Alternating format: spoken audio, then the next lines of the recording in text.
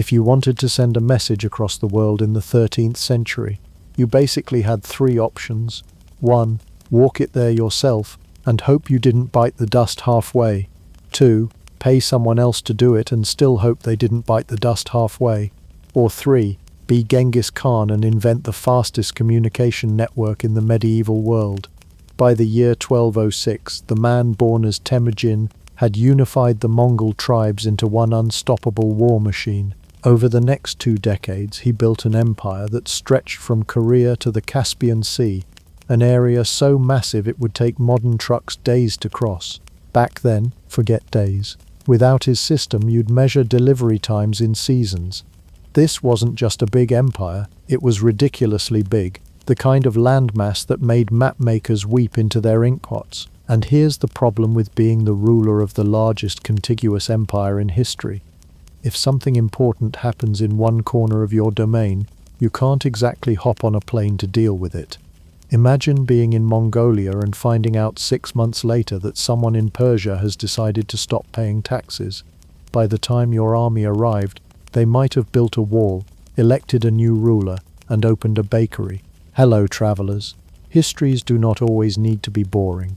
You can rest here and listen to hilarious histories to drift off to sleep. Tonight, we will explore the topic, why Genghis Khan's greatest weapon was the post office, and many more. Before we continue, leave a comment to let me know when and where you are listening to this, and hit the subscribe button, but only if you enjoy what I do here. Let's begin. Genghis Khan wasn't the kind of man to let slow news cycles ruin his empire. He knew that in both war and tactics, information wasn't just power, it was survival. A missed message could mean a lost battle. A delay could mean an enemy slipping away. In the steppes, speed wasn't a luxury. It was the difference between conquering an enemy city and writing a very awkward "sorry we missed you" note. But let's be clear, this wasn't just about military strategy. The Mongol Empire thrived on trade, diplomacy, and administration. If you're going to control a vast, diverse, and occasionally rebellious set of territories, you need to make sure your orders arrive faster than the rebellion itself. You also need to make sure the rebellion knows that you know, and that you're on your way with 10,000 horsemen. This is where Genghis Khan's genius shines. Most rulers at the time had some form of courier system, but these were usually short-range, slow, and very much dependent on the mood of the horse or the stamina of the man. Genghis didn't just improve on existing systems, he scaled them up to match his empire's size and his own ambitions. He created a postal network so fast, efficient, and reliable that enemies feared it almost as much as his cavalry. It wasn't called the Mongol Express at the time, although if medieval branding had existed, you can bet it would have had the best logo. But that's exactly what it was, a communication system that could carry orders, news, and threats across thousands of miles in record time. Some historians estimate that messages could travel 200–250 miles in a single day, which for the 1200s was basically light speed. Why was it so important? Well, think about how Genghis fought wars. His armies moved quickly, struck unexpectedly, and relied on coordination between multiple forces across huge distances. Without a rapid way to communicate, that kind of precision would have been impossible. It's like trying to play chess if the other player only moves once a week. By the time your move arrives, the game is over, and your king is on fire. And it wasn't just the armies that benefited. Merchants along the Silk Road could travel more safely, knowing the empire's communication lines kept watch on bandits. Diplomats could arrive in far-flung cities and be certain their credentials were recognized. Governors could send tax revenue without hiring an entire security force.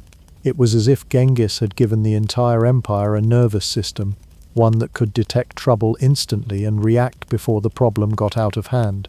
Of course, there's also the intimidation factor. Imagine being a small village chief and insulting the Khan, thinking he won't hear about it for months. Then, a week later, a messenger arrives with a very polite but very final letter saying, "We'll be there Tuesday." That kind of speed changes people's behavior very quickly. And here's the thing, in the 13th century, speed like this was unheard of. In Europe, it might take weeks for a royal message to travel a couple hundred miles. In Genghis Khan's empire, it could be done in a day. The Mongol postal riders didn't just deliver mail, they delivered the psychological reality that the Khan was always watching, always ready to respond. In short, Genghis Khan figured out what even modern leaders sometimes forget. Having power is one thing, but being able to project that power instantly is what keeps an empire from falling apart. His postal system didn't just carry words, it carried fear, authority and control. Or, to put it in modern terms, it was like sending a text if your phone was a galloping horse and the battery ran on oats. Before you get too excited, no, the yam wasn't a starchy vegetable galloping across the Mongol steppe.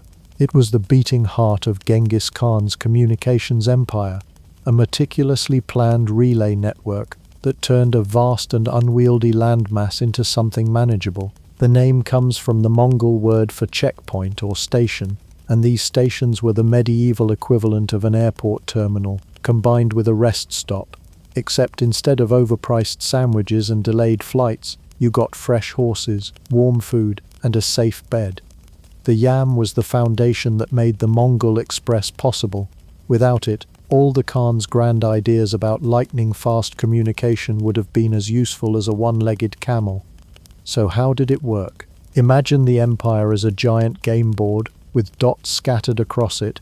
Each dot was a yam station, strategically placed about 20 to 40 miles apart, just far enough to be a good day's ride for a horse at top speed, but close enough that a messenger wouldn't arrive at the next station looking like they'd been through a sandstorm from hell.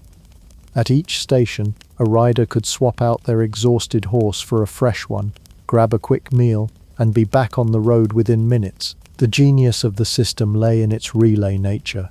A single rider didn't carry a message the whole way. Instead, messages leapt from horse to horse, rider to rider, station to station. That meant the mail could move without stopping to rest, sleep, or eat, because the people rested, but the message never did. Think of it like a relay race, except instead of a baton, you're passing along the Khan's orders, and instead of a stadium crowd, you have wolves watching from the tree line. And here's the really impressive part. These stations weren't just about horses. Each was stocked with supplies, food, water, and sometimes spare weapons. Some even had forges to repair damaged gear. The Khan made sure these outposts were well maintained, because a slow or understocked station was a weak link in the chain, and Genghis didn't tolerate weak links. Local communities were often responsible for keeping the stations running, which meant that if you lived near a yam, you had to contribute grain, livestock, or labor to keep the postal network alive. It was like a medieval version of paying your internet bill, but in sheep. The origins of the yam weren't entirely Mongol in invention. Like most great ideas, it was a blend of inspiration and ruthless efficiency. The Persians had their Chapar-Khane system, relay stations along the royal road, that carried messages for kings like Darius I. The Chinese dynasties had their own courier routes, refined over centuries. Steppe tribes, too, had long practiced sending riders in shifts to carry important news across their territories. Genghis Khan looked at all these models and did what he did best, took the parts that worked, threw out the parts that didn't, and scaled it up until it covered more than 8 million square miles. The Mongols also added their own cultural spin. This wasn't just a mail service, it was a military asset. Each station could double as a small garrison or supply post. If a region came under threat, yam stations became rallying points where messengers could deliver urgent calls for reinforcements. Even in times of peace, the yam was a subtle form of control, a physical reminder that the Khan's reach extended to even the loneliest stretches of steppe. And then there's the speed factor. The yam allowed messages to travel so quickly that it made other empires look like they were communicating via smoke signals. While a European king might take a month to get a message across his kingdom, the Mongols could cover that distance in a few days. The system was so efficient that travelers like Marco Polo, who saw it in action decades later, described it with near disbelief, noting the sheer number of stations and the organization behind them. Of course, there were quirks. If you were a messenger riding through the Gobi Desert, always available could be a stretch. Sandstorms, flash floods, and the occasional territorial eagle could delay you. Still, compared to anywhere else in the world at the time, the Mongol yam was as reliable as medieval technology got. It was the Wi-Fi of the 13th century, always available, unless you were in a desert. The yam also had an unspoken social contract. If you were an official courier, you were treated like royalty at every station. Fresh horses, food and lodging were yours for the taking. But that privilege came with pressure. You were expected to deliver your message on time. No excuses. Riders had to push themselves and their mounts to the limit, through snow, heat, and war zones.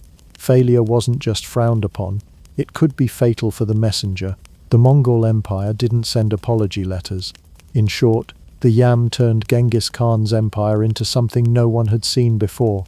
A land so vast that it spanned continents, yet connected so tightly that it felt like one giant city with very long streets. Without it, the Khan's armies would have been slower, his orders weaker, and his control shakier. With it, his empire was as quick-thinking and responsive as any modern state, minus the paperwork. You can build all the yam stations you want, but if the people riding between them are slow, cowardly, or allergic to saddle sores, your empire's lightning-fast communication turns into molasses in winter communication. Genghis Khan knew that the true strength of his postal system wasn't the stations, it was the riders. These weren't just men on horses. They were endurance athletes, survivalists, and sometimes the only thing standing between a functioning empire and total chaos. A Mongol postal rider was part warrior, part ultramarathoner, and part human GPS. Their primary job was to take a sealed message and move it from one yam station to the next, faster than anyone else on Earth could. But unlike a normal messenger in another part of the world, these men were expected to cover staggering distances without breaking stride. Hundreds of miles, often in enemy territory, through deserts, mountains, and snowfields, and still arrive looking like they could turn around and do it again. How did they manage this? It started with training. A postal rider wasn't some random villager handed a horse and told good luck. Many were selected from the ranks of Mongol warriors, which meant they already had the skills, riding without stirrups, shooting from horseback, reading terrain, and surviving on next to nothing.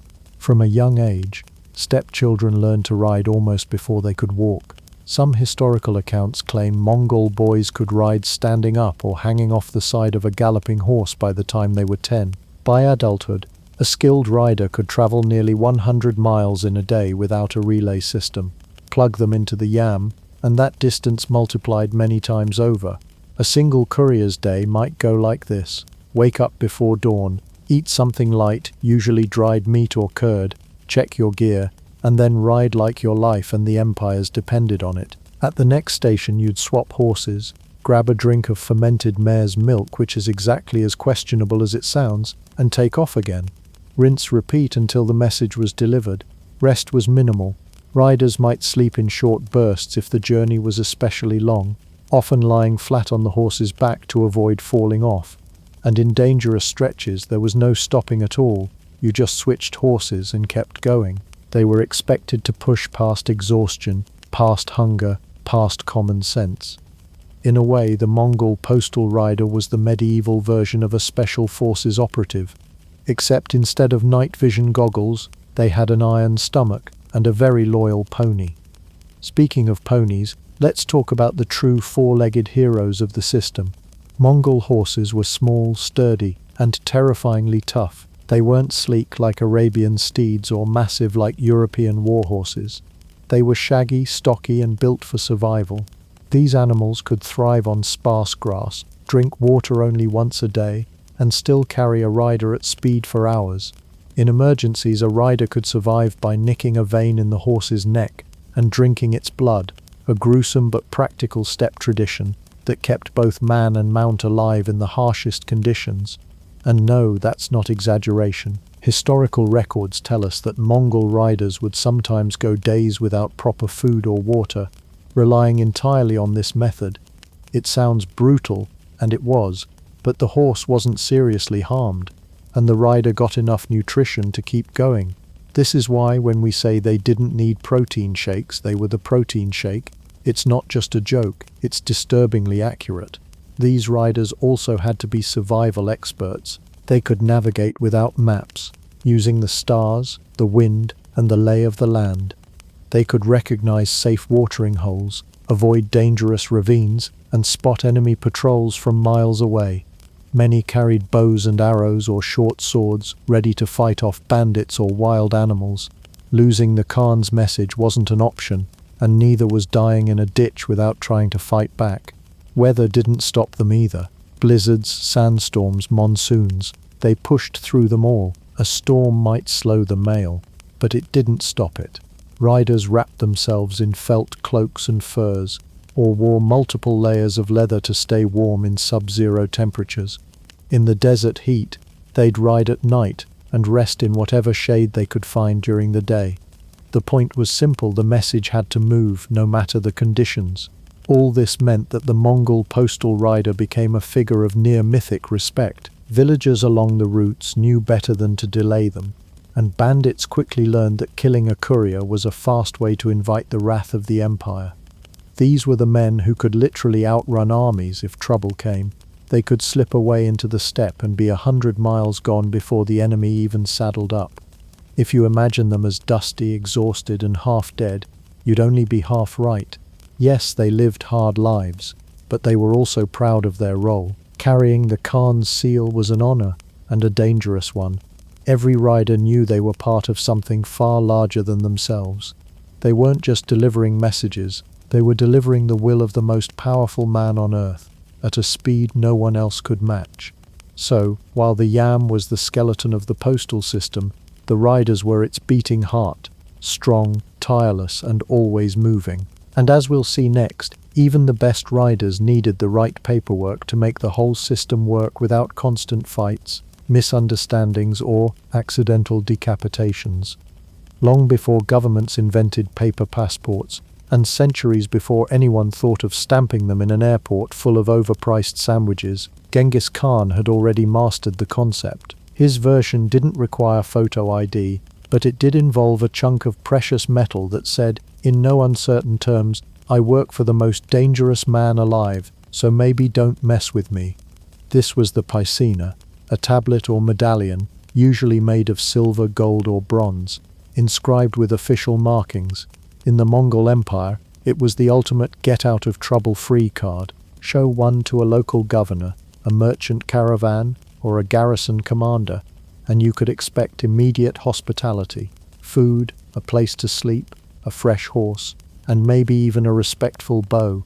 Without it, you were just another dusty traveler who might be asked awkward questions like, "Who are you and why are you near my grain supply?" The paisa wasn't for everyone. It was issued only to trusted individuals, imperial couriers, high-ranking officials, and sometimes foreign envoys. In an empire where strangers were often viewed with suspicion, the paisa was a portable reputation, proof that you were on legitimate business. And in the Mongol world, legitimacy carried weight. If you had the Khan's authorization, it meant your mission was important enough to override local authority. Physically, a paisa could be a small plaque or a round medallion, worn on the body or carried in a pouch.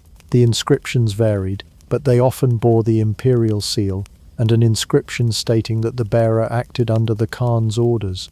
Some even came with engraved instructions to local officials. "By the power of eternal heaven, let the bearer of this tablet pass unmolested. Provide him with what he requires. To disobey is to defy the Khan." In other words, feed this man, house this man, and definitely don't kill this man unless you enjoy the sound of Mongol hooves approaching your city. And it worked. The paisa acted like a medieval combination of diplomatic immunity, a corporate credit card, and a backstage pass to every supply depot in the empire. Arrive at a yam station with a paisa, and the keeper would fetch the best horse in the stable. Show it to a border guard, and they'd wave you through without searching your saddlebags. Present it to a merchant, and they might extend you credit, confident that you'd be good for it because, well, the Khan was your boss. Of course, such a powerful object was bound to attract, let's say, creative misuse. Not every paisa bearer was a noble courier on urgent state business. Some were opportunists who used their privilege to travel in comfort, eat well, and avoid taxes. Corruption crept in. A few well-connected families managed to obtain piazzas for personal convenience, turning what was supposed to be a tool of governance into a ticket for free luxury travel. This didn't go unnoticed. Later Mongol rulers had to issue stricter rules about who could carry a piazza and how it could be used.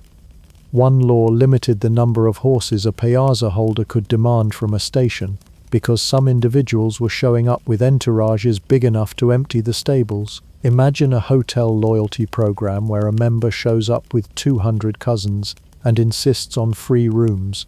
That's roughly what was happening. Even with the occasional abuse, the system remained essential to the functioning of the Mongol Empire. The Piazza kept the postal network running smoothly by ensuring that couriers could travel without delay, gather supplies quickly, and operate across multiple territories without having to explain themselves to every local official. It also helped merchants who were working under the Khan's protection, boosting trade along the Silk Road and integrating distant markets into one vast economic zone. Foreign travelers sometimes received piazzas as a diplomatic gesture. For example, ambassadors from other kingdoms or merchants in the Khan's favor might be granted one as a sign of trust. This was both practical and political. It made their journey safer, and it also sent a message back home. Look how generous the great Khan is. He's even letting us wander his empire without fear. The prestige of carrying a piazza was enormous. In a world where travel was risky and hospitality was uncertain, being able to ride into any town and receive royal treatment was a perk that few enjoyed. For the postal couriers, it meant they could focus entirely on their mission without worrying about being stopped, searched, or robbed. And for the Khan, it meant his orders moved faster, his envoys were respected, and his authority was visible in the form of shiny, unmistakable symbols. If you want a modern comparison, think of it as the medieval VIP pass, except instead of free drinks you got a fresh horse, and instead of a friendly security guard at the door, you had the looming threat of Mongol retribution for anyone foolish enough to say no. It was efficiency, intimidation, and convenience, all condensed into a pocket-sized piece of metal. By combining the Yam network with the Piazza, Genghis Khan had created not just a postal system, but a high-speed political and military artery that carried both words and authority from one end of the empire to the other. It was proof that sometimes the most powerful weapon in a ruler's arsenal isn't a sword, it's the paperwork that lets you skip the line. If you think the Mongol Postal Service was just a quaint medieval version of the USPS, think again. Sure, it moved letters, but that was about as much of its job as sending memes is for modern email. Under Genghis Khan, the Yam network became a multi-tool of empire management. It was as much about knowing what was happening, where, and with whom, as it was about delivering a bit of parchment with nice calligraphy. Let's start with intelligence gathering, because Genghis Khan didn't build the largest contiguous empire in history by just vibing his way across Asia. The Mongol postal network doubled as a spy web that was constantly feeding the Khan information about his territories and potential enemies. Riders weren't just delivery men, they were trained observers. A courier passing through a rebellious town might take note of its mood, count the number of soldiers milling about, and discreetly observe how many people were sharpening swords instead of ploughing fields. Then, that juicy intel would race back to the capital faster than any army could march. The Mongols knew the value of timing, because in politics and war, the difference between knowing your enemy's plans now and finding out a week later is the difference between conquest and becoming tomorrow's conquest. The Yalm didn't just carry military news, it was the highway for orders directly from the Khan. Imagine being a general at the far edge of the empire, thinking you have 3 weeks to prepare before an inspection, only to have a horseman gallop into your camp, dusty and wild-eyed, carrying an order that the Khan will arrive in 3 days. Panic would follow, tents would be hastily patched, and suddenly everyone would remember how to bow correctly. These messages could be logistical, move your troops here, political, welcome this ambassador, or even disciplinary, explain why you haven't sent those taxes yet. If Genghis Khan had a read receipt function, it was the sound of hooves in the distance. Speaking of taxes, The Yam also carried financial records and census data. The Mongols didn't conquer half the world for bragging rights. They wanted steady revenue. Riders transported lists of taxable households, reports from revenue officials, and calculations of how many sheep, cattle, and bushels of grain were due. If you were a Mongol tax collector, your reports didn't sit in a box for months waiting to be processed. They were whisked away by a courier who could cover hundreds of miles in days. This meant the Khan's administration always had a pretty good idea of the empire's wealth, and more importantly, who wasn't paying their share. But perhaps one of the most fascinating uses of the Yam was in diplomatic travel. If you were a foreign dignitary, say an Italian merchant like Marco Polo or an emissary from the Caliph, you didn't just wander across the steppes hoping for good weather. You were slotted into the Yam network. You got fresh horses, escorts, and way station hospitality. The Mongols were terrifying conquerors, but they were also oddly practical hosts. If someone was traveling under their protection, it was in everyone's interest to get them from point A to point B alive. Killing a guest of the Khan was basically applying for your own execution. Merchants also benefited enormously. The Silk Road was notoriously dangerous, with bandits, bad weather, and border disputes turning every trip into a gamble. But under the Mongol postal umbrella, a trader could move goods and themselves far more safely. The Yam made commercial exchange not just possible but profitable, and in doing so it stitched together markets from China to Europe. In many ways, this was the first truly global trade network, and it owed a huge chunk of its success to those dusty couriers clattering between stations. Then there was the less official side, gossip and personal news. While the Mongols didn't have tabloid newspapers, the riders themselves became walking rumor mills. After all, if you're stopping at dozens of way stations, hearing reports from multiple cities and constantly mingling with merchants, you're going to pick up stories, and some of those were more politically explosive than any military order. News that a powerful general had been seen meeting with a foreign envoy could travel through the Yam faster than a wildfire in dry grass. Sometimes that kind of news wasn't just idle chatter.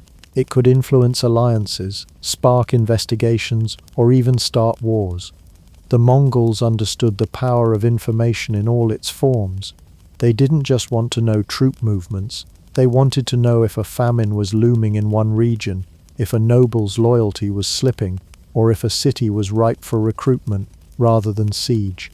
The Yam allowed them to act with an agility no other medieval empire could match. Other kingdoms might take months to hear about a rebellion.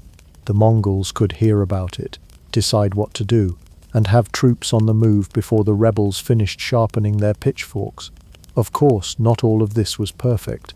The system relied on human beings, and human beings have a tendency to tweak the rules when no one's looking. Some riders might hold back gossip if it benefited them. A corrupt official might intercept a report, edit it for personal gain, and then pass it on. But overall, the speed and reach of the Yam kept such mischief relatively contained. Because if you were caught tampering with the Khan's mail, you'd quickly discover how sharp a Mongol executioner kept his sword. In the end, calling the Yam a postal service is like calling a battleship a boat. Yes, it carried letters, but it was also a communications weapon, a diplomatic highway, a trade booster, and a spy network. In Genghis Khan's empire, mail didn't just arrive, it arrived with power, purpose, and possibly a note that could change your life or end it. Sometimes the mail carried gossip so hot it could start a war, and occasionally it did. If you think next-day shipping is impressive, imagine living in the 13th century and having an empire that could move a shipment of arrows faster than most medieval kingdoms could pass a law. The Mongol postal system wasn't just about love letters from one end of Asia to the other. It was the logistical backbone of an empire that could only function if its armies were fed, armed, and updated at breakneck speed. For the Mongols, slow delivery didn't mean you left a bad customer review. It meant you might lose a war. The Mongol military machine was, by necessity, a traveling city. Armies weren't just a few hundred guys with swords. They were tens of thousands of warriors, thousands more support personnel, tens of thousands of horses and herds of livestock for food. All of them had to move together in sync, and that meant supplies had to arrive before they ran out. Without the postal system, the Mongol military could have collapsed under its own weight. The network worked like a medieval Amazon warehouse system. Only instead of automated robots, you had hardened horsemen who thought a 200-mile ride was a nice warm-up.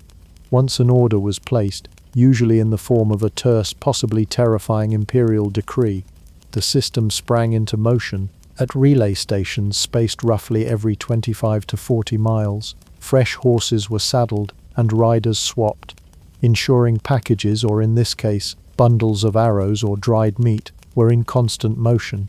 This wasn't just for show. A Mongol army could be operating thousands of miles from its home base, deep in hostile territory, where local supplies were unreliable. You couldn't exactly pop into a medieval convenience store and grab 500 bows and a sack of dried fish. Everything from spare weapons to medical herbs to extra tent fabric had to be shipped in, and the postal riders delivered it with military precision. If an army was moving fast, and Mongol armies always moved fast, the supply deliveries had to be even faster to stay ahead. One of the Mongols' greatest strengths was their ability to campaign in winter, when most medieval armies preferred to be huddled by a fire. This was possible because the postal system ensured winter clothing, furs, and extra feed for the horses could reach the front lines. The same applied to siege equipment, some of it prefabricated and shipped in pieces via the postal relay so that it could be assembled on site. Imagine getting a flat-packed trebuchet delivered complete with assembly instructions which in Mongol terms probably read, "Put it together or else." Goods weren't just military either. Luxury items flowed through the same network, particularly for the elite. When a Mongol commander in Eastern Europe suddenly decided he wanted Persian silk tablecloths or fermented mare's milk from the steppes, the postal relay could make it happen.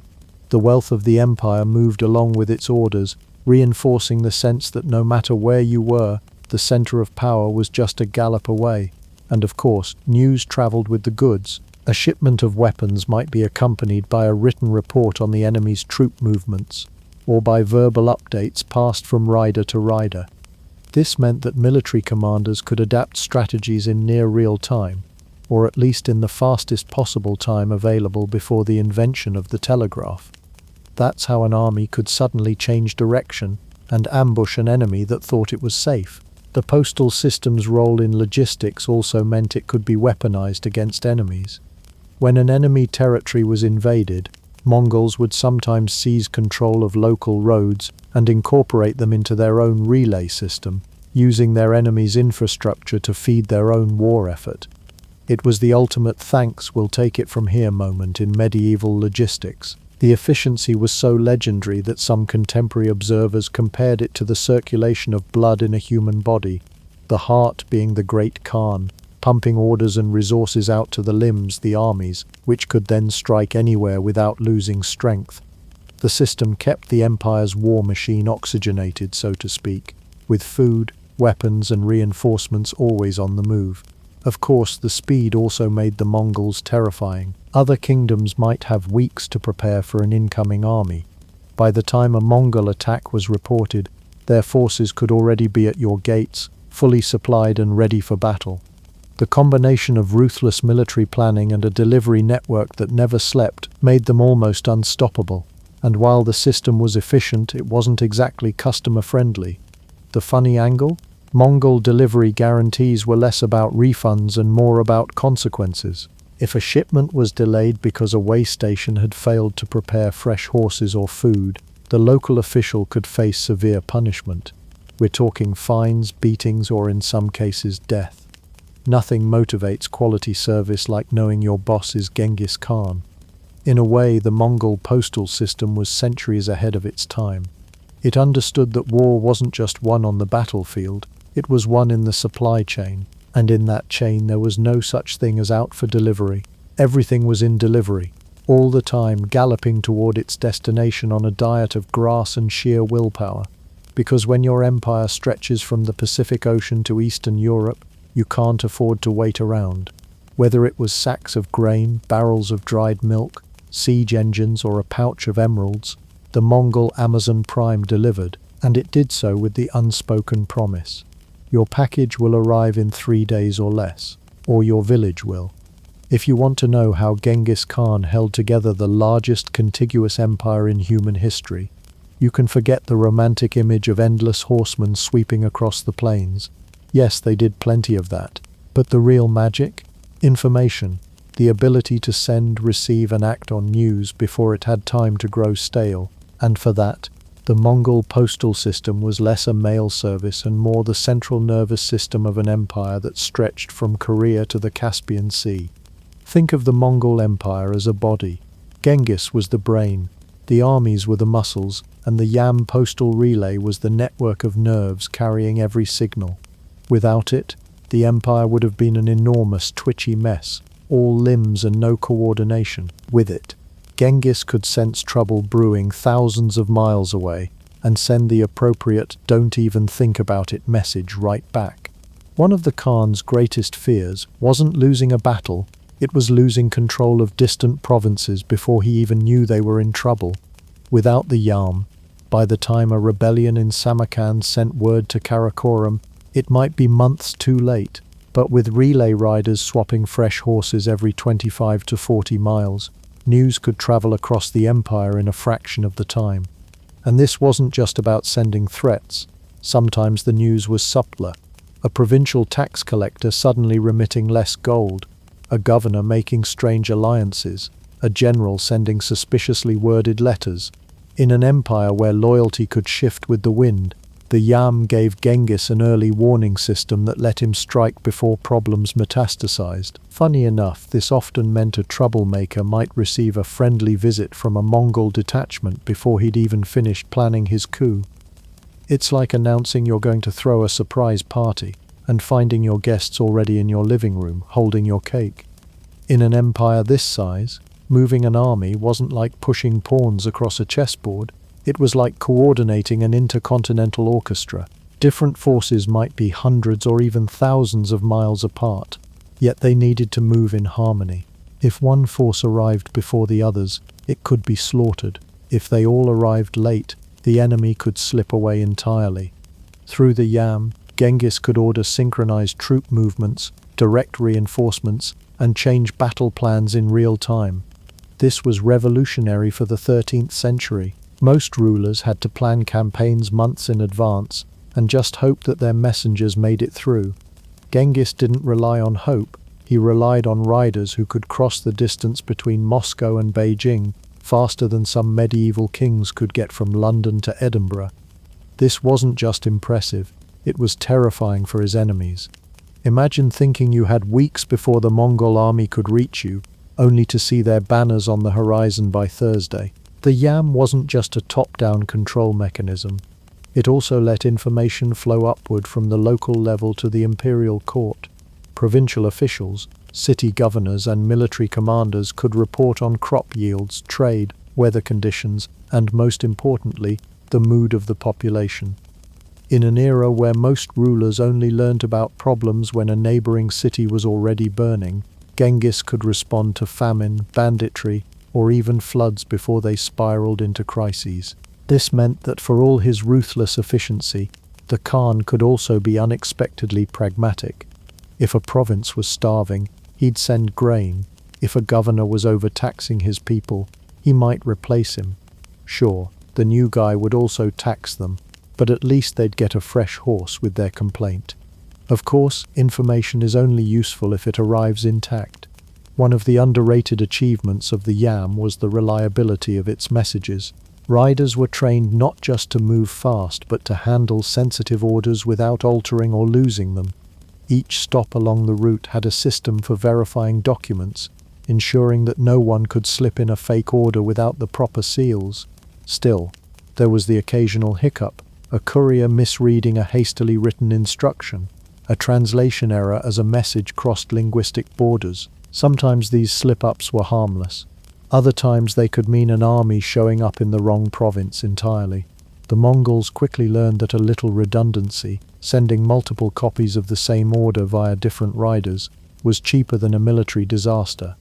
To modern ears, the sheer speed and scope of this network sounds impressive, But imagine living in a remote town in the empire and suddenly receiving a message from the Khan himself. Maybe you thought you were safe out there on the fringes. Nope. If a governor sneezed in Bukhara, Genghis knew about it in Karakoram before the tissue hit the floor. And unlike today's messages, you couldn't just leave him on read. If the Khan sent a directive, it came with the unspoken understanding that ignoring it might result in a sudden shortage of livestock and neighbors. In short, the Mongol postal system wasn't just a delivery service. It was the syntaps that made the Mongol Empire a living, thinking entity. It linked every outpost, province, and army into a single responsive organism. The moment any part of it twitched, whether in celebration, rebellion, or distress, the brain in Karakoram knew about it. And in the world of Genghis Khan, knowledge didn't just mean power, it meant survival for him, and for anyone wise enough to stay on his good side.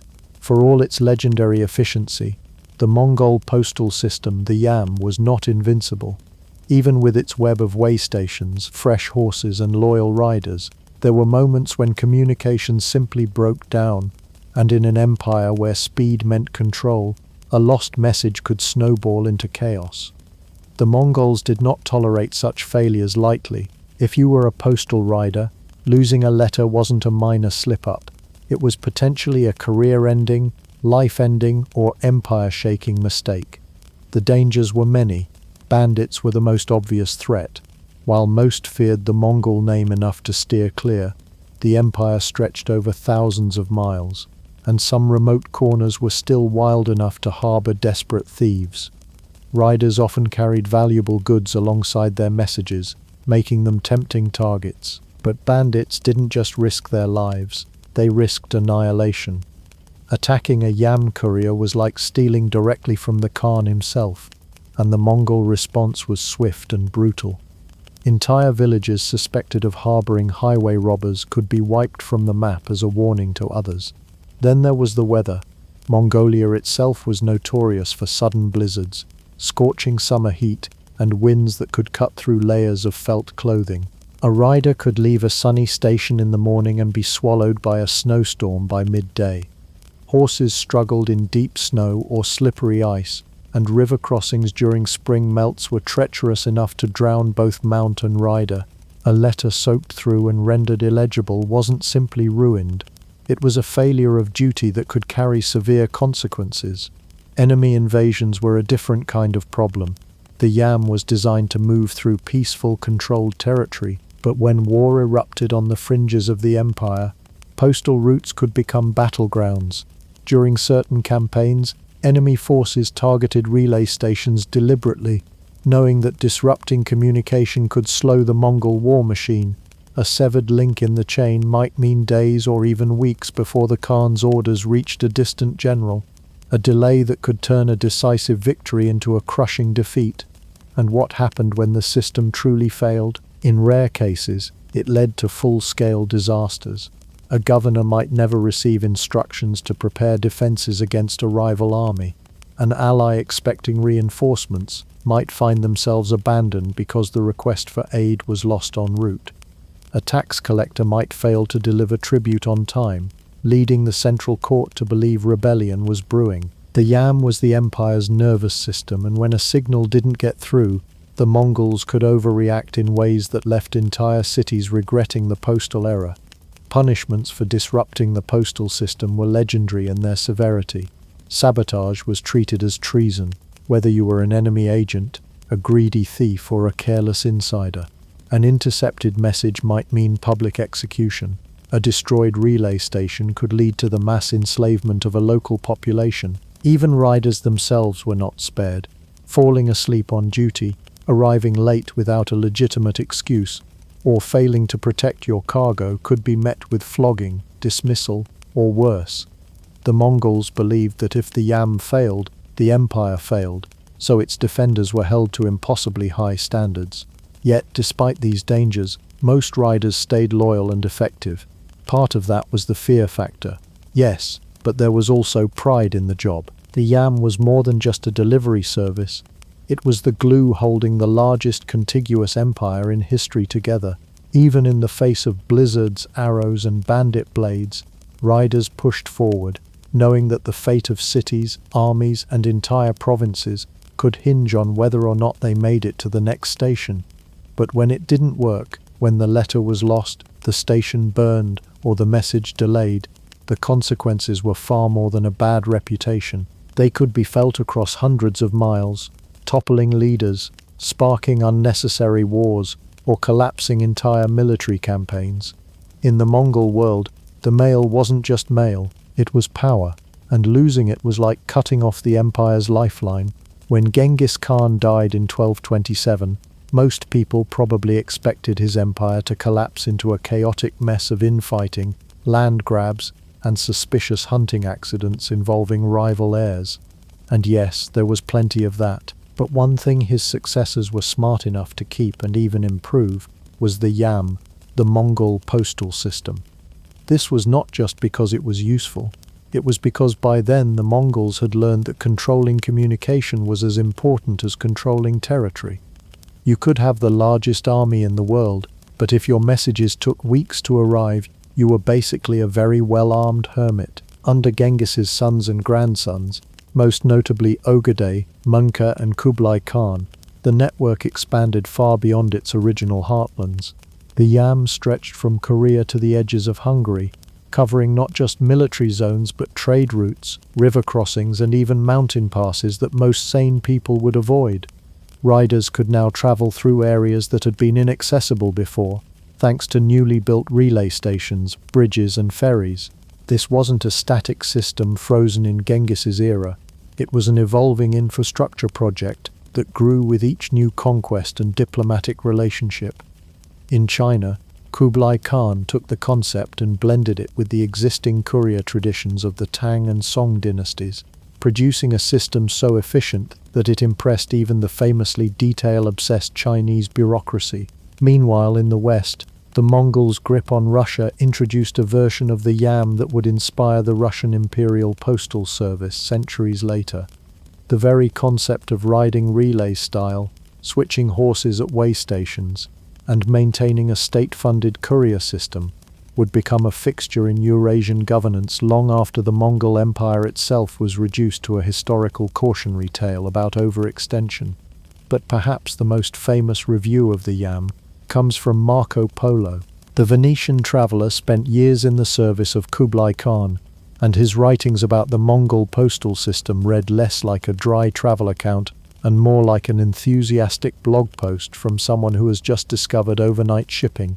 He marveled at the sheer number of horses, hundreds of thousands by his estimate, and the disciplined organization of the riders. He described the stations stocked with food, shelter, and fresh mounts, the speed at which information traveled, and the complete protection given to anyone carrying an official paisa.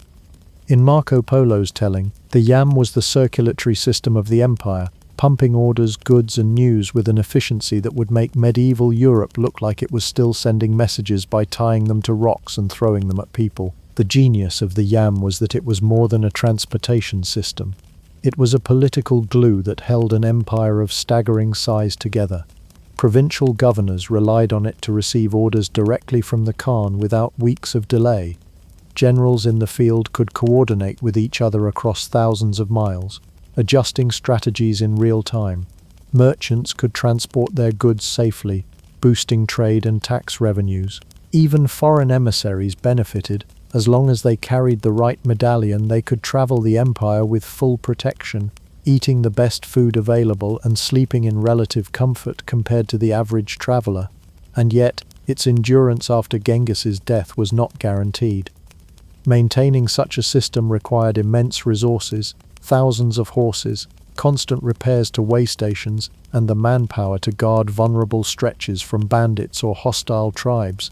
The yam's survival was a sign that the Mongol rulers understood something rare for conquerors of their time, that speed and information could be just as decisive as brute force. Without it, their vast empire would have fractured even faster than it ultimately did. By the time the Mongol Empire broke into its separate khanates, the yam had already influenced postal traditions in multiple regions. In the Yuan dynasty's China, it became an integral part of governance. In the Golden Horde's territory, it morphed into the Russian yam system, which persisted into the early modern era.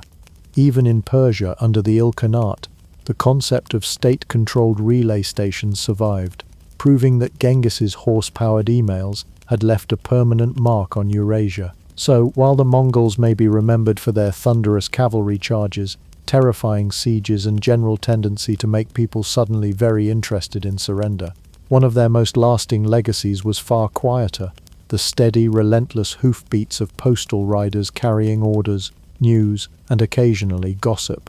It was the network that allowed an empire to act as one body, long after its founder was gone. Marco Polo might have been exaggerating when he called it one of the wonders of the world, but in a way he wasn't wrong.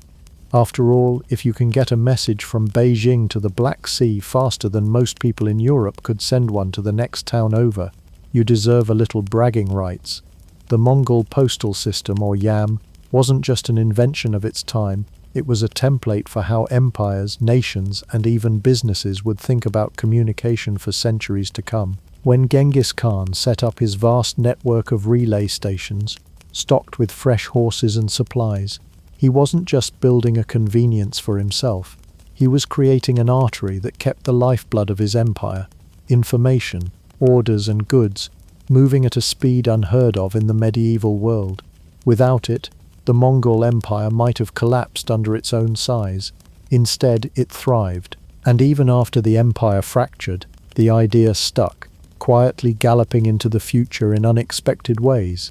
Its influence along the Silk Road was massive. The YAM didn't just connect Mongol cities to each other, it stitched the trade routes of Eurasia together into something resembling a single economic highway. Merchants, envoys and travelers knew they could cross thousands of miles and find safety and resources at way stations, many of which doubled as inns. This security encouraged more trade, and more trade meant a richer empire.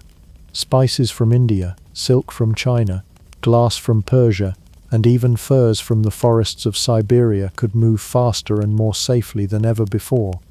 The YAM was less like a postal system and more like an early version of FedEx mixed with the hospitality industry, except your delivery guy might also carry a sword. The concept of a relay-based courier network outlasted the Mongols in surprising places. In Russia, the YAM's structure heavily influenced the later Tsarist postal service, with the word YAM itself surviving in the Russian language to refer to postal stations. In China, the Yuan dynasty, a Mongol creation, maintained the system for decades, adapting it to Chinese bureaucracy. Even in the Islamic world, remnants of Mongol-style communication persisted, blending with older courier traditions. The genius of the system was that it was modular.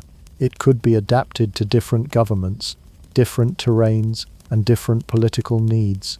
Once you've had mail delivered at record speed, you don't go back to wait 3 months and hope the messenger isn't dead. Marco Polo's famous account cemented the YAM's reputation in the European imagination. He described hundreds of stations, each with neatly kept horses and a full staff, where riders could swap out mounts and continue their journey without pause. To a Venetian merchant used to the slow shuffle of European couriers, this must have felt like stepping into the future. Polo's glowing review was essentially the 13th century version of a 5-star TripAdvisor post. Would absolutely recommend. Horses were fast, the staff friendly, and only a few arrows flew at me. His descriptions sparked European curiosity, planting seeds for future overland and maritime trade expansions. Modern parallels are almost too easy to spot. Today's military logistics, moving supplies, food and information across continents, work on principles not so different from the YAM. Courier companies owe a conceptual debt to the relay method, swapping out exhausted drivers for fresh ones, replacing worn-out vehicles, and using strategically placed hubs to speed up deliveries. Even your GPS-based delivery tracking has a faint echo of the Khan system, though back then, instead of checking an app, you'd get a fresh report from a dusty rider who just arrived at your door. The speed, reliability, and safety standards pioneered by the Mongols became a subconscious benchmark for centuries of communication systems. The true legacy of the Khan's couriers, however, isn't just in the mechanics of delivery. It's in the understanding that information is power, and the faster you can move it, the more control you have over your world. The Mongols didn't just conquer territory, they conquered time. Their network compressed the distances between cities, armies, and markets in a way that made a sprawling, diverse empire governable. Without it, the unity of their vast holdings might have crumbled much sooner, and the history of Eurasia could have looked very different. And while today's communication is mostly digital, the spirit of the Yam lives on. We still value speed, reliability, and secure passage. Only now, the couriers are algorithms and fiber optic cables instead of horsemen and leather saddles. If Genghis Khan were alive today, he might marvel at our technology, but he'd recognize the principle instantly. Keep the messages moving, keep the supplies flowing, and never let distance become a weakness. Or as he might put it, galloping postal service, still delivering 800 years later. Galileo Galilei entered the world in 1564 in Pisa, Italy. Yes, the same Pisa with the famously tilted tower. It's poetic, really. The city was already having trouble with gravity, and here came the man destined to explain it. Galileo's father, Vincenzo Galilei, was a musician and music theorist, a man who could calculate harmonics, but also calculate how expensive life was. Being a musician, after all, was not exactly a guaranteed ticket to financial stability, even in Renaissance Italy. Vincenzo had big dreams for his eldest son, and those dreams did not include spend nights staring at the moon instead of making money. The family's plan? Galileo would study medicine. Medicine was a respectable, lucrative profession, the kind of career where you could both heal people and afford the nice bread, not the day-old crusty stuff. An astronomer, on the other hand, was just a fancy word for someone who stayed up too late pointing at things. And so, at the tender age of 17, Galileo was shipped off to the University of Pisa in 1581 to become a doctor. Unfortunately for Vincenzo's plan, Galileo's interest in medicine lasted about as long as a cheap candle. He sat through anatomy lectures and herbal remedy instructions, but his mind wandered to other curiosities. The way pendulums swung, how objects moved, why bells chimed at certain intervals. Basically, he wanted to understand how everything worked, not just the human spleen. From day one, Galileo had what we might politely call a big mouth. Less politely, he had a habit of telling professors when they were wrong, which in the Renaissance was less brave academic discourse and more career suicide with extra steps. These weren't just quiet disagreements either. Galileo was confident, almost to a fault. If Aristotle had said something 2,000 years ago that didn't match what Galileo observed, he would say so, loudly, in front of everyone, and then proceed to explain why. Imagine being a professor with a whole room of students, and there's one 18-year-old who keeps beginning sentences with, "Actually." One of the earliest stories of Galileo's curious mind and his knack for trouble involves a church service in Pisa. Most people in church look up at the altar, the priest, maybe a stained glass window. Galileo looked up at the ceiling lamps. More specifically, he noticed how the hanging lamps seemed to swing in a rhythmic pattern, and unlike normal people who would think, pretty, Galileo thought, I should time that. Using his pulse as a stopwatch, since wristwatches wouldn't exist for centuries, he discovered that the pendulum's period, the time it took for a complete swing, was consistent regardless of how far the lamp swung. This was not only a nifty observation, it was the beginning of an idea that would later revolutionize timekeeping. The funny thing is, this wasn't even his class assignment, it was just what he did for fun. This is the Renaissance equivalent of someone being in a wedding and spending the reception measuring the speed of the ceiling fan. Outside of church, Galileo wasn't exactly a model student. The official records from the University of Pisa describe him as having an inconstant application to his studies. Translation: he studied when it interested him and ignored it when it didn't. He loved mathematics and natural philosophy, but chemistry and medical theory? Not so much. It's not that he was lazy, far from it. He would work obsessively on problems that fascinated him, sketching diagrams, running little experiments, and scribbling notes. But as for memorizing which herbal tea was good for a stomachache, That information entered his brain and immediately applied for early retirement.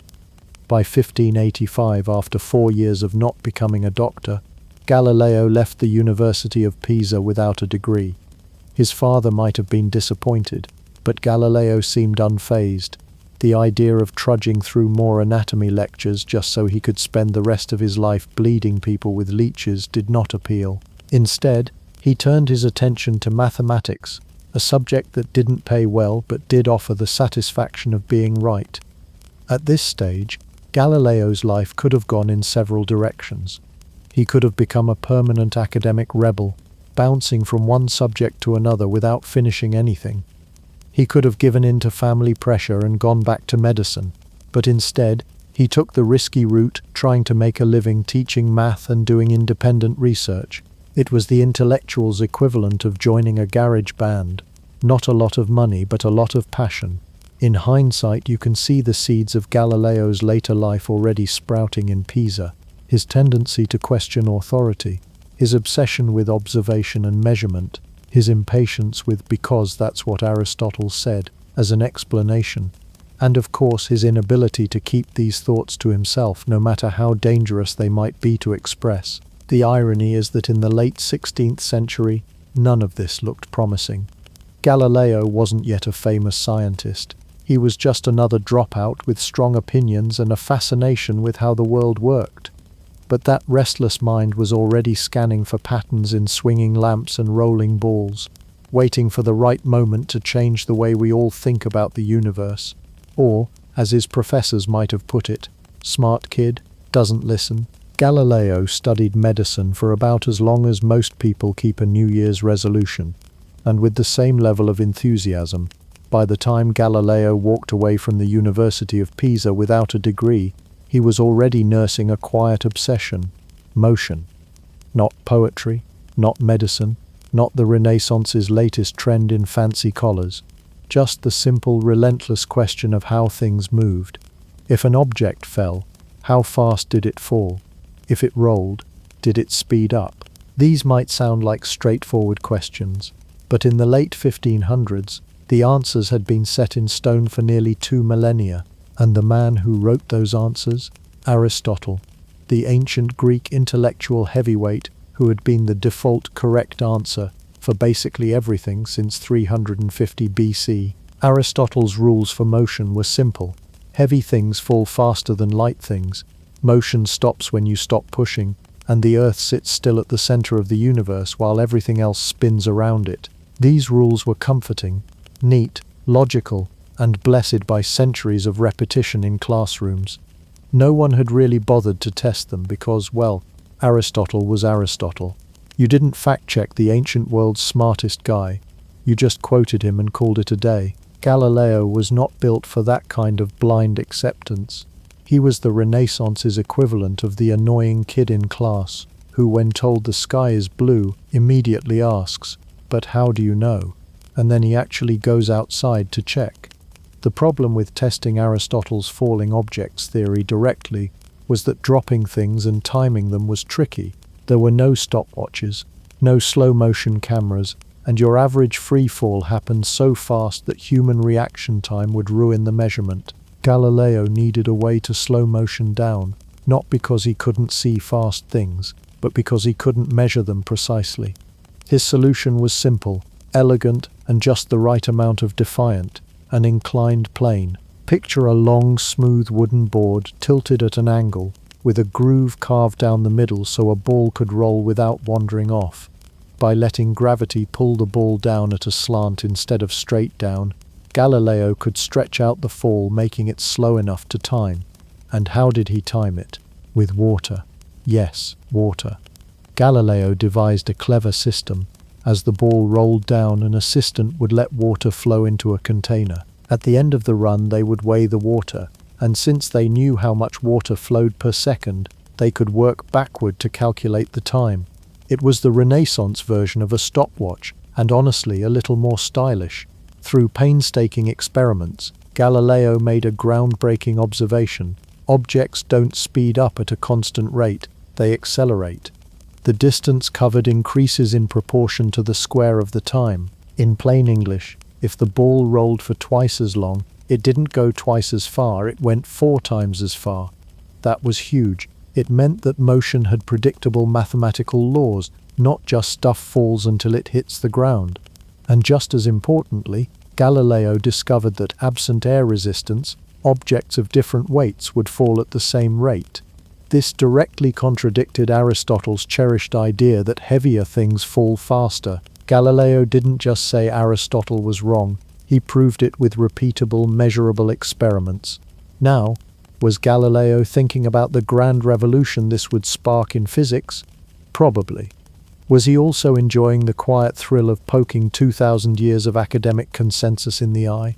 Almost certainly. Imagine the satisfaction, rolling balls down a board in your workshop, jotting down measurements, and knowing you just dethroned one of history's biggest intellectual celebrities without even breaking a sweat.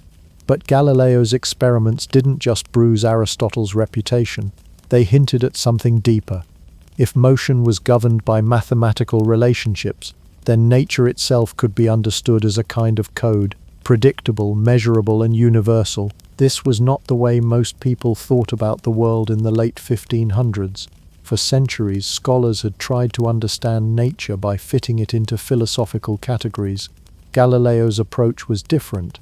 Stop asking what things should do and start observing what they actually do.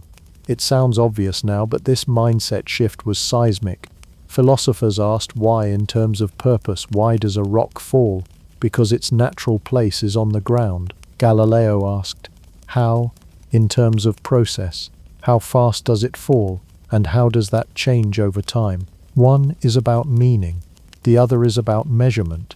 And once you start measuring, you can check, compare, and yes, argue with dead Greek philosophers.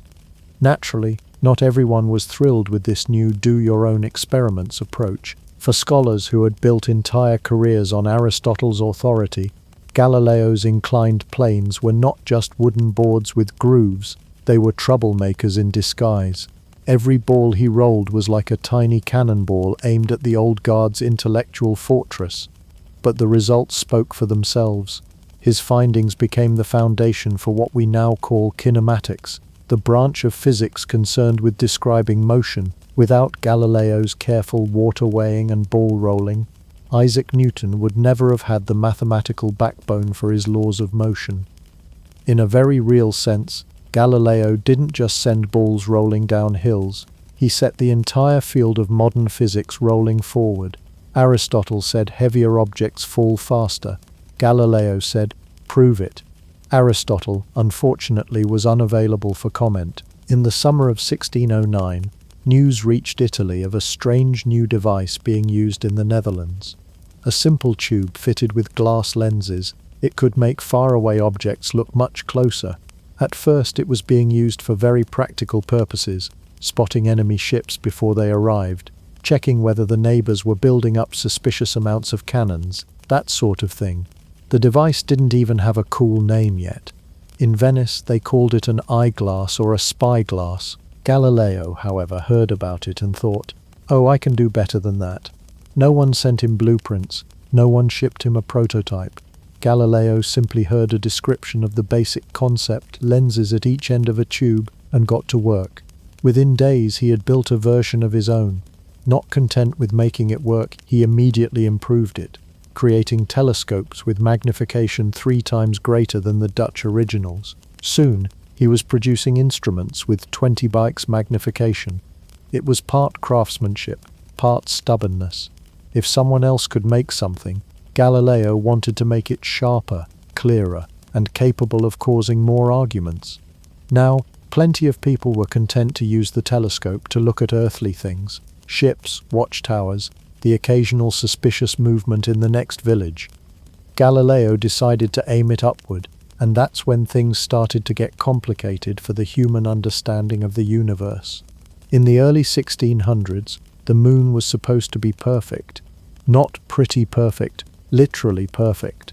According to the Aristotelian and Ptolemaic worldview, celestial bodies were flawless spheres. The heavens were pure and unchanging, unlike the messy, flawed earth. So imagine Galileo's surprise when he turned his telescope toward the moon and saw craters, mountains, valleys. In other words, the moon was pitted and bumpy, as though it had been through a long cosmic adolescence. This wasn't just an aesthetic shock. It meant the moon was Earth-like, not a divine, untouchable orb. Galileo sketched what he saw, and his drawings didn't look like the smooth discs in every astronomy book of the time. They looked real, tangible, imperfect, which meant, uncomfortably, that maybe the heavens weren't as different from Earth as everyone thought. Then came the stars. Through his telescope, Galileo saw that the Milky Way, that faint, dusty smear across the night sky, was not a cloud but a collection of countless stars, far too many to see with the naked eye. The universe, it turned out, was vastly more crowded than anyone had imagined. It was like pulling back a curtain and finding out that what you thought was a quiet cafe was actually a packed stadium. Next he turned his gaze to Jupiter, and there, in January 1610, he noticed something truly unsettling: 4 tiny points of light near the planet. Over the course of several nights, those points moved, but not in a way that made sense if they were fixed stars. Galileo realized they were moons orbiting Jupiter. This was a bombshell. Until then, Earth was thought to be the center of all celestial motion. Everything revolved around us. But here was proof that at least some objects revolved around something else. Jupiter had its own little system, a planet with moons in orbit, just as Earth had its moon. That discovery alone was enough to give geocentrists heartburn. The universe was supposed to be tidy and Earth-centered. Galileo's telescope had just shown it was messier and more interesting, and he didn't stop there. He observed the sun and found sunspots, dark patches moving across its surface. The sun, which had been held up as a perfect, unblemished sphere of heavenly fire, turned out to have acne. Worse, those sunspots changed over time, proving that the heavens were not unchanging at all. They were dynamic, shifting, alive. Galileo wasn't just seeing things no human had seen before, he was documenting them, publishing them, and in doing so poking a very large stick into the beehive of established cosmology. His Siderius Nuncius, starry messenger, in 1610 detailed the craters, the moons of Jupiter, the staggering number of stars. People didn't just read it. They argued about it at dinner tables, in lecture halls, and in the corridors of power. It's worth pausing to appreciate the psychological leap here. For centuries, the sky had been a distant symbolic backdrop to human life, a kind of divine wallpaper. Now Galileo was saying, actually it's full of bumps, stains, moving parts and moons you've never seen before. Here, take a look. This was the first time the universe became a place you could visit with your eyes. Of course, not everyone was delighted. Some scholars flat out refused to look through the telescope, fearing that what they saw might contradict their cherished beliefs. Others accused the telescope of trickery, as if Galileo had invented a lens that generated lies. But for those who dared to look, there was no going back. The telescope had changed humanity's position in the cosmos. We weren't sitting in the VIP section of creation anymore. We were in a vast, complicated and imperfect neighborhood, and Galileo, more than anyone, was the one holding up the binoculars at the block party, pointing out all the flaws in the houses. He wasn't just stargazing, he was basically peeping on the cosmos. In March 1610, Galileo Galilei did something that would guarantee his name a permanent place in the history books. And as it turned out, on a few watch lists. He published Siderius Nuncius, which in Latin sounds elegant, but in English means the starry messenger. The title promised a pleasant astronomical stroll. What it actually delivered was the scientific equivalent of kicking down the front door of 2,000 years of established cosmology. The book was slim, barely 24 pages, but it landed like a cannonball in Europe's intellectual circles. Inside, Galileo detailed what he had seen through his telescope in the previous months. A moon riddled with mountains and craters, Jupiter attended by 4 moons of its own, and a Milky Way composed of countless unseen stars. These weren't gentle observations framed as polite suggestions. Galileo's descriptions were clear, confident, and very hard to interpret in a way that didn't disrupt the old, Earth-centered worldview. The news spread quickly. In an era before Twitter or CNN, books were the fastest way to break a story. And Galileo's book was a front-page headline in the Renaissance. Scholars in Padua, Venice, Florence, and beyond scrambled to get copies. The wealthy ordered telescopes for themselves, desperate to see what Galileo had seen. Rival academics rushed to confirm or disprove his claims. In the courts of Europe, princes and dukes asked to meet the man who could see farther than anyone else on Earth. Galileo wasn't just an astronomer anymore. He was a celebrity scientist. The Venetian Senate even gave him a raise and tenure at the University of Padua, partly out of civic pride, partly because they wanted to keep him from moving somewhere else with his groundbreaking gadget. But here's the thing about revolutionary discoveries. They don't come with universal applause. Alongside the admiration, the starry messenger sparked a growing chorus of unease. The old model of the universe, the Ptolemaic system, put Earth at the center, the sun and planets circling neatly around it, and the heavens above perfect and unchanging. Galileo's moon craters and sunspots suggested the heavens were not perfect. His Jupiter moons suggested not everything circled Earth, and his millions of stars suggested the universe was far bigger than anyone had anticipated. At first, the Catholic Church didn't exactly panic. The Vatican's astronomers bought telescopes and looked for themselves. A few even confirmed his findings. The Church had no immediate doctrinal statement on whether Jupiter was allowed to have moons. There was nothing in Scripture that directly addressed that particular detail. So for a brief moment, Galileo seemed to be in the clear. He was that curious old man with the tube, an eccentric but interesting voice in the ongoing conversation about the cosmos. But then people started connecting the dots. Galileo's observations lined up alarmingly well with the heliocentric model proposed by Copernicus, the one where Earth orbits the Sun instead of the other way around. That was a problem, because if the Copernican model was right, then certain Bible passages, the ones that talk about the sun standing still, for example, suddenly looked less like literal truth and more like poetic metaphor. And in 1610, suggesting the Bible might be metaphorical in any part was the kind of thing that could turn a polite theological chat into a career-ending Inquisition summons. Galileo himself was careful at first. In The Starry Messenger, he didn't come right out and declare heliocentrism the winner. He stuck to describing what he saw, letting the reader draw their own conclusions. But it was the sort of carefulness where you hand someone a match, point at a pile of dry straw and say, "Well, I'm not telling you to set it on fire." By late 1610, admiration was already giving way to backlash. Some university scholars, unable to replicate his observations partly because they had inferior telescopes, partly because they didn't know what they were looking for, accused him of making it all up. Others claimed the telescope was an unreliable toy that distorted reality. A few even suggested the whole thing was an optical illusion sent by God to test human faith. This was before the era of Photoshop, but the same energy applied. Galileo was not the kind of man to take criticism quietly. When accused of fabrication, he invited critics to look through his telescope. Many refused. Those who did sometimes came away shaken, others still unconvinced. Galileo, for his part, sharpened his arguments and built even better instruments, pushing for more people to see the evidence for themselves. Yet the underlying tension was growing. The more people read The Starry Messenger, the more they began to suspect Galileo wasn't just talking about moons and craters. He was hinting at a much bigger, much more dangerous conclusion. The universe didn't revolve around us, and that idea, even unspoken, had political and theological consequences.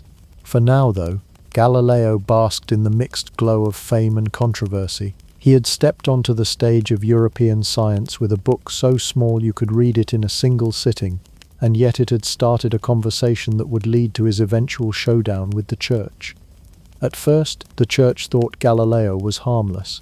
Then they read his book, and suddenly he was less curious old man and more cosmic heretic. By the 1620s, Galileo was no longer just a scientist with a telescope. He was a celebrity, the kind of man who could drop into a dinner party and casually mention that he'd just discovered moons orbiting Jupiter, and people would actually put down their wine to listen. His fame had reached all the way to Rome, and in the Vatican a new pope had taken the throne, Urban VIII. At first glance, Urban seemed like Galileo's dream patron, educated, witty, and reportedly fascinated by astronomy. Even better, he liked Galileo. This was a rare moment in history when the Pope and the astronomer were on friendly terms. They exchanged letters, they had conversations. Urban seemed surprisingly tolerant of Galileo's views, even though the heliocentric model, the idea that Earth orbited the Sun, was still controversial. Galileo, ever the optimist, saw the friendship as a sign that he could finally speak more freely. In his mind, the road ahead was clear. Write a book comparing the old Ptolemaic Earth-centered universe with Copernicus's sun-centered one. The Pope, he believed, would protect him from the more, let's say, easily offended branches of the church hierarchy. Unfortunately, Galileo's grasp of physics was stronger than his grasp of political survival. In 1632, he published Dialogue concerning the two chief world systems. It was structured as a series of conversations between three characters: Salviati, who argued for Copernicus; Sagredo, the open-minded gentleman; and Simplicio, the stubborn defender of Aristotle's Earth-centered model. Salviati was clearly Galileo's mouthpiece. Sagredo was the voice of reason, and Simplicio, poor Simplicio, was portrayed as a pompous, slow-witted man who couldn't keep up with the arguments and often sounded ridiculous. Now, here's where Galileo's life took a spectacular turn toward uh-oh. Many of Simplicio's points were lifted directly from Pope Urban VIII's personal arguments about the universe. In Galileo's defense, he probably thought he was being respectful by including the Pope's ideas. In reality, it was more like saying, "I respect you so much that I've had your exact words spoken by the village idiot in my book." The problem: Urban VIII had one of the most finely tuned egos in Christendom. Being the Pope was, after all, the 17th century equivalent of running the most powerful empire on earth and having final say over what happened to your soul afterward. Seeing his own arguments parroted by a fictional simpleton was, to put it mildly, not what he'd had in mind when he told Galileo he could write freely. Friends of the Pope began whispering that Galileo had mocked him in print. Urban, under growing pressure from conservative church officials, began to cool toward his former ally. What had once been an intellectual friendship now had the frosty air of a court summons, and a summons it was. Galileo received an invitation to Rome from the Inquisition. This was not the kind of invite you could politely decline, nor was it a social call. When the Pope asks you to explain yourself before a tribunal with the power to imprison or excommunicate you, you pack a bag. Galileo, now in his late 60s and in poor health, understood exactly how dangerous this was. He had seen what had happened to others accused of contradicting scripture, but he also thought, perhaps foolishly, that the evidence and clarity of his arguments would protect him. He believed reason was his shield. Unfortunately, in 17th century Rome, reason was often the weapon that got you stabbed in the back. By the time Galileo arrived in the city, the tide had turned completely against him. Urban VIII, wounded in pride and pressured by political realities, no longer looked like a protector. Instead, he became the figurehead of the case against Galileo. The book, the conversations, the mocking tone, these were now presented as evidence of arrogance and heresy. The Pope's message was clear. Galileo had crossed a line, and while the Inquisition's halls were lined with theologians and priests, the atmosphere was more courtroom drama than friendly scholarly debate. The funny thing, in a grim gallows humor kind of way, is that Galileo never believed he had insulted Urban VIII. In his mind, he had simply included the Pope's points to be thorough, but in politics, especially papal politics, intention mattered far less than perception. And the perception was that Galileo had made the most powerful man in the Catholic world look foolish in public. It turns out there are few faster ways to shorten your lifespan in Renaissance Italy than to accidentally or intentionally make the Pope look stupid. Galileo had, in effect, done both. It turns out calling the Pope's ideas stupid is a quick way to get an all-expenses-paid trip to the Inquisition, and unlike a holiday, the souvenirs were mostly psychological scars. By 1633, Galileo Galilei was not just a man with a telescope, He was the man who had dared to tell Europe that the universe didn't revolve around them. Unfortunately, while such ideas thrilled curious minds, they also made powerful men squirm in their papal chairs. The Catholic Church had already put the heliocentric model, the idea that the Earth orbits the Sun, on its index of prohibited ideas. Back in 1616, Galileo had been politely warned at the time to drop the subject, which is church speak for, "We're not angry, we're just eternally disappointed, and ready to ruin you if necessary." But Galileo had a fatal flaw. He loved evidence more than politics. After his 1632 book, Dialogue Concerning the Two Chief World Systems, painted the geocentric view as laughably weak, and accidentally made the Pope look like the slowest man in Florence, the Church decided the time for friendly warnings was over. An official summons arrived. Galileo was to present himself in Rome before the Holy Office of the Inquisition. If you're imagining a casual discussion over wine and olives, stop right there. The Inquisition in the 17th century was not known for its hospitality.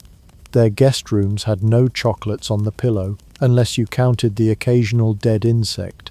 Still, Galileo, 69 years old, suffering from arthritis and increasingly frail, made the journey from Florence to Rome, aware that this wasn't a trip he could decline. The trial took place in a chamber that was part courtroom, part theatre, part psychological pressure cooker. The inquisitors sat elevated, wearing the stern expressions of men who believed that a misplaced joke could damn the soul. Galileo, in contrast, was not there to debate science. This was a trial for heresy, which meant the evidence in his favor was scientifically interesting but legally irrelevant. The case hinged not on the truth of his astronomy, but on whether he had defied church orders by teaching heliocentrism. Galileo's defense: he claimed he hadn't taught heliocentrism in his dialogue. He'd merely presented it for discussion alongside the old Earth-centered model. Technically, he argued, he was comparing the two, not endorsing one over the other. This was the Renaissance version of saying, "I'm not telling people to try the dangerous thing, I'm just describing it in detail with step-by-step instructions." The Inquisition's methods were not subtle. The threat of torture loomed. Though Galileo, due to his age and status, likely faced more of a show of intimidation than actual physical harm. But the implied message was clear: recant, or your later years will be spent in a much darker and damper place than your villa in Tuscany. And so, in June 1633, Galileo bent the knee, figuratively and literally, and publicly recanted his heliocentric leanings. In a formal statement, he declared that the idea of the Earth moving around the Sun was false and contrary to Holy Scripture. Whether he believed this for even a second is doubtful, but survival often requires swallowing one's pride, especially when your judges hold the keys to both your cell and your soul's eternal fate. According to legend, after delivering his recantation, Galileo muttered under his breath, "E per si muove," and yet it moves. In other words, the Earth still orbits the Sun, no matter what you make me say. Historians debate whether this actually happened or if it was a later invention to romanticize the moment. But whether true or not, the phrase has stuck for centuries as a perfect mix of defiance and scientific integrity. The image is irresistible: a weary old scientist, humiliated before the might of the Church, still refusing to let go of the truth in his heart. It's the Renaissance equivalent of being forced to say the sky is green and then, as you shuffle out the door, muttering, "Still blue though." Despite the severity of the charge, Galileo was not tossed into a dungeon for life. Instead, the Church sentenced him to formal imprisonment, quickly commuted to house arrest. That might sound lenient, but for a man who had once peered across the cosmos, being confined to a villa was like locking an explorer in a broom closet. He was also ordered never to discuss heliocentrism again. His dialogue was banned, and copies were confiscated wherever possible. The Church, in its infinite caution, even prohibited the reprinting of his works for decades. Galileo's public voice was silenced, but his mind, as we'll see in the next chapter, was far from finished. If there's a moral to this episode, it's that insulting the Pope, and ignoring a 17-year-old cease and desist order from the Inquisition will not end well for you. Galileo learnt this the hard way. In the end, the church didn't burn him, but they did burn his professional freedom to ash. And all for suggesting politely at first, less politely later, that the universe didn't have the Earth at its center. Put simply, Galileo swore he'd never say the Earth moves again. Then he whispered it like a teenager grounded for swearing, quietly enough that only history would hear it. When Galileo Galilei emerged from his 1633 trial, he didn't walk out as a free man. He walked straight into one of history's most famous cases of house arrest. The verdict was clear: guilty of heresy, forbidden to teach or publish anything supporting heliocentrism, and required to spend the rest of his life under surveillance. In modern terms, it was like being permanently grounded by the biggest parent in Europe, the Catholic Church, except instead of losing access to your phone, you lost access to the entire printing press network of Italy. The official order sent him to his villa in Arcetri, just outside Florence. It was a picturesque spot, rolling hills, olive groves, and the kind of Tuscan sunsets that make tourists weep into their wine. But for Galileo, it was also a gilded cage. No visitors without permission, no public lectures, no debates. In theory, this was meant to silence him. In practice, it just meant his audience got smaller and much more carefully selected. Here's the thing: Galileo was not the type to sit quietly and knit. Even in his 70s, with arthritis creeping in and his eyesight starting to fade, his brain was still a restless workshop. So he did what any stubborn genius would do when told to stop thinking dangerous thoughts. He found loopholes. One of his most audacious projects during house arrest was Two New Sciences, a book that would later be called the foundation of modern physics. It dealt with topics the church didn't consider heretical: the strength of materials, the behavior of projectiles, and the mathematics of motion. But beneath the safe-sounding surface, it was packed with revolutionary thinking. Galileo had been tinkering with these ideas since his inclined plane experiments decades earlier. See Chapter 2. But confinement gave him the time and motivation to polish them into something extraordinary. Since he couldn't publish in Italy without raising eyebrows in Rome, Galileo smuggled his manuscript out, literally. In 1638, the work was secretly sent to the Netherlands, where the Inquisition's reach was far weaker, and printed there. It was an intellectual jailbreak, Galileo's way of slipping his ideas past the church and into the wider world. If you're picturing a dramatic handoff in a dimly lit alley, complete with whispered code phrases, you're not far off. The book's publication made waves across Europe, inspiring younger scientists, and decades later, a certain Isaac Newton. Newton himself would famously remark that he stood on the shoulders of giants, and Galileo was one of those giants, albeit one wearing house slippers instead of battle armor. Galileo's health, however, wasn't on the same upward trajectory as his ideas. By the early 1640s, he was almost completely blind. For most people, losing sight would have meant the end of astronomical work. After all, telescopes aren't much help when you can't see. But Galileo adapted. He dictated his thoughts to devoted students and assistants who acted as his eyes and his pen. They recorded his calculations, helped him refine his theories, and kept the spark of his scientific spirit alive. It's a testament to his determination that some of his most influential writings came from this period of physical decline. House arrest also became a strange kind of intellectual refuge. While the outside world was caught up in political upheavals, religious conflicts, and early rumblings of the 30 Years' War's aftermath, Galileo had the quiet and enforced solitude to focus purely on ideas.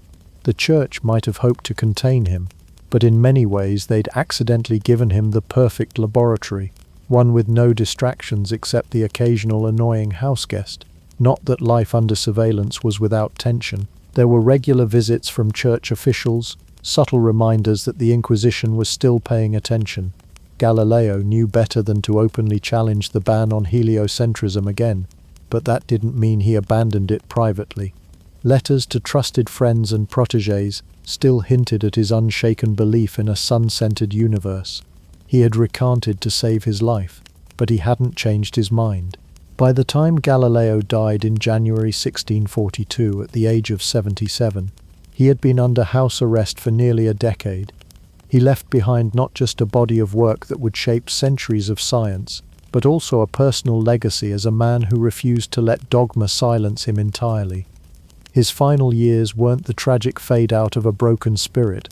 They were a quiet act of defiance, a reminder that ideas can travel even when their author cannot. And so, while the church had locked him in a villa, Galileo managed to turn it into one of the most productive and subversive retirement plans in history. The moral?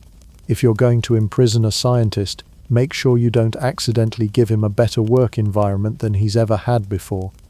House arrest sounds bad, but for a man in his 70s with a telescope, it was basically a retirement plan with a research grant. Galileo Galilei died on January 8, 1642 at the age of 77, still under the official restrictions of his house arrest.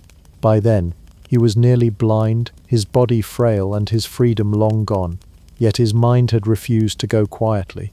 Even in those last years, he'd been dictating discourses and mathematical demonstrations relating to two new sciences, a book that would quietly make its way to Holland to be printed. Beyond the reach of the Inquisition, it would become one of the cornerstones of modern physics. In other words, the church could shackle the man, but not the movement he had set in motion. At the time of his death, Galileo was far from universally beloved.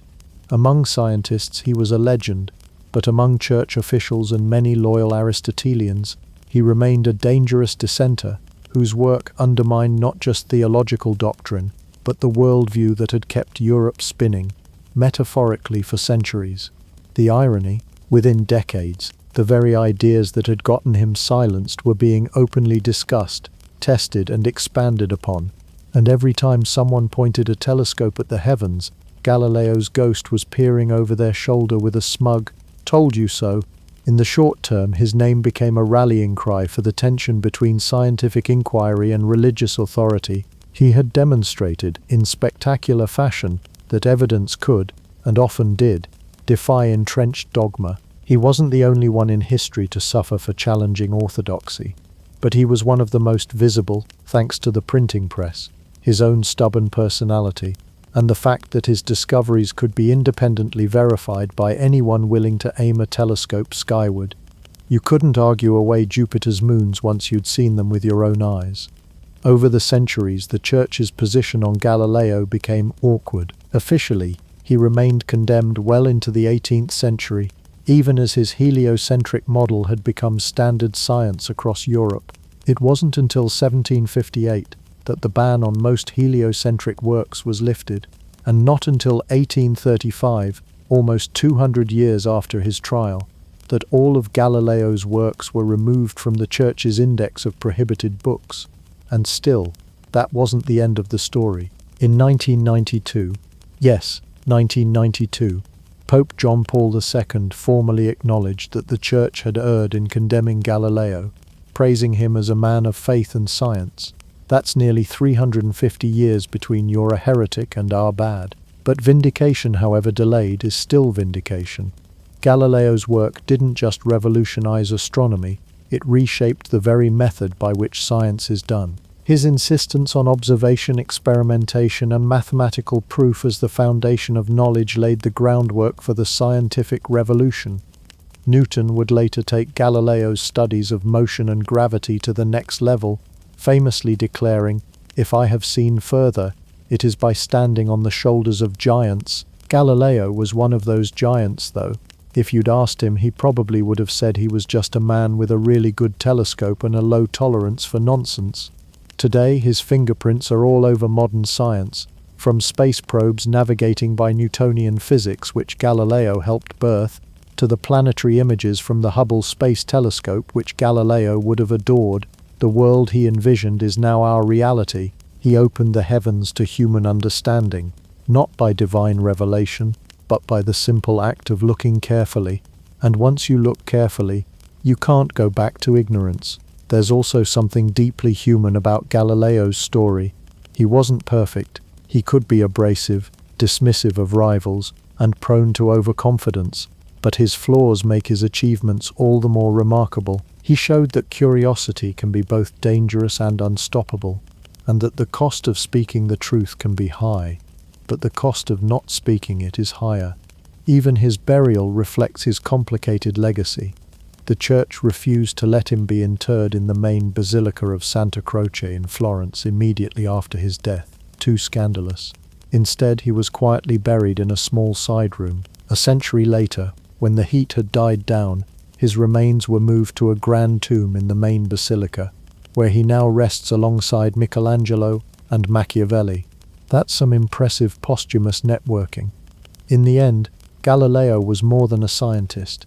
He was a troublemaker in the best sense, the kind of person who notices the universe isn't quite how we've been told, and then insists on telling everyone about it, even if it means poking some very powerful bears. He didn't just see the stars. He saw trouble, aimed a telescope at it, and took notes. And for that, we still look up, both in wonder and in thanks.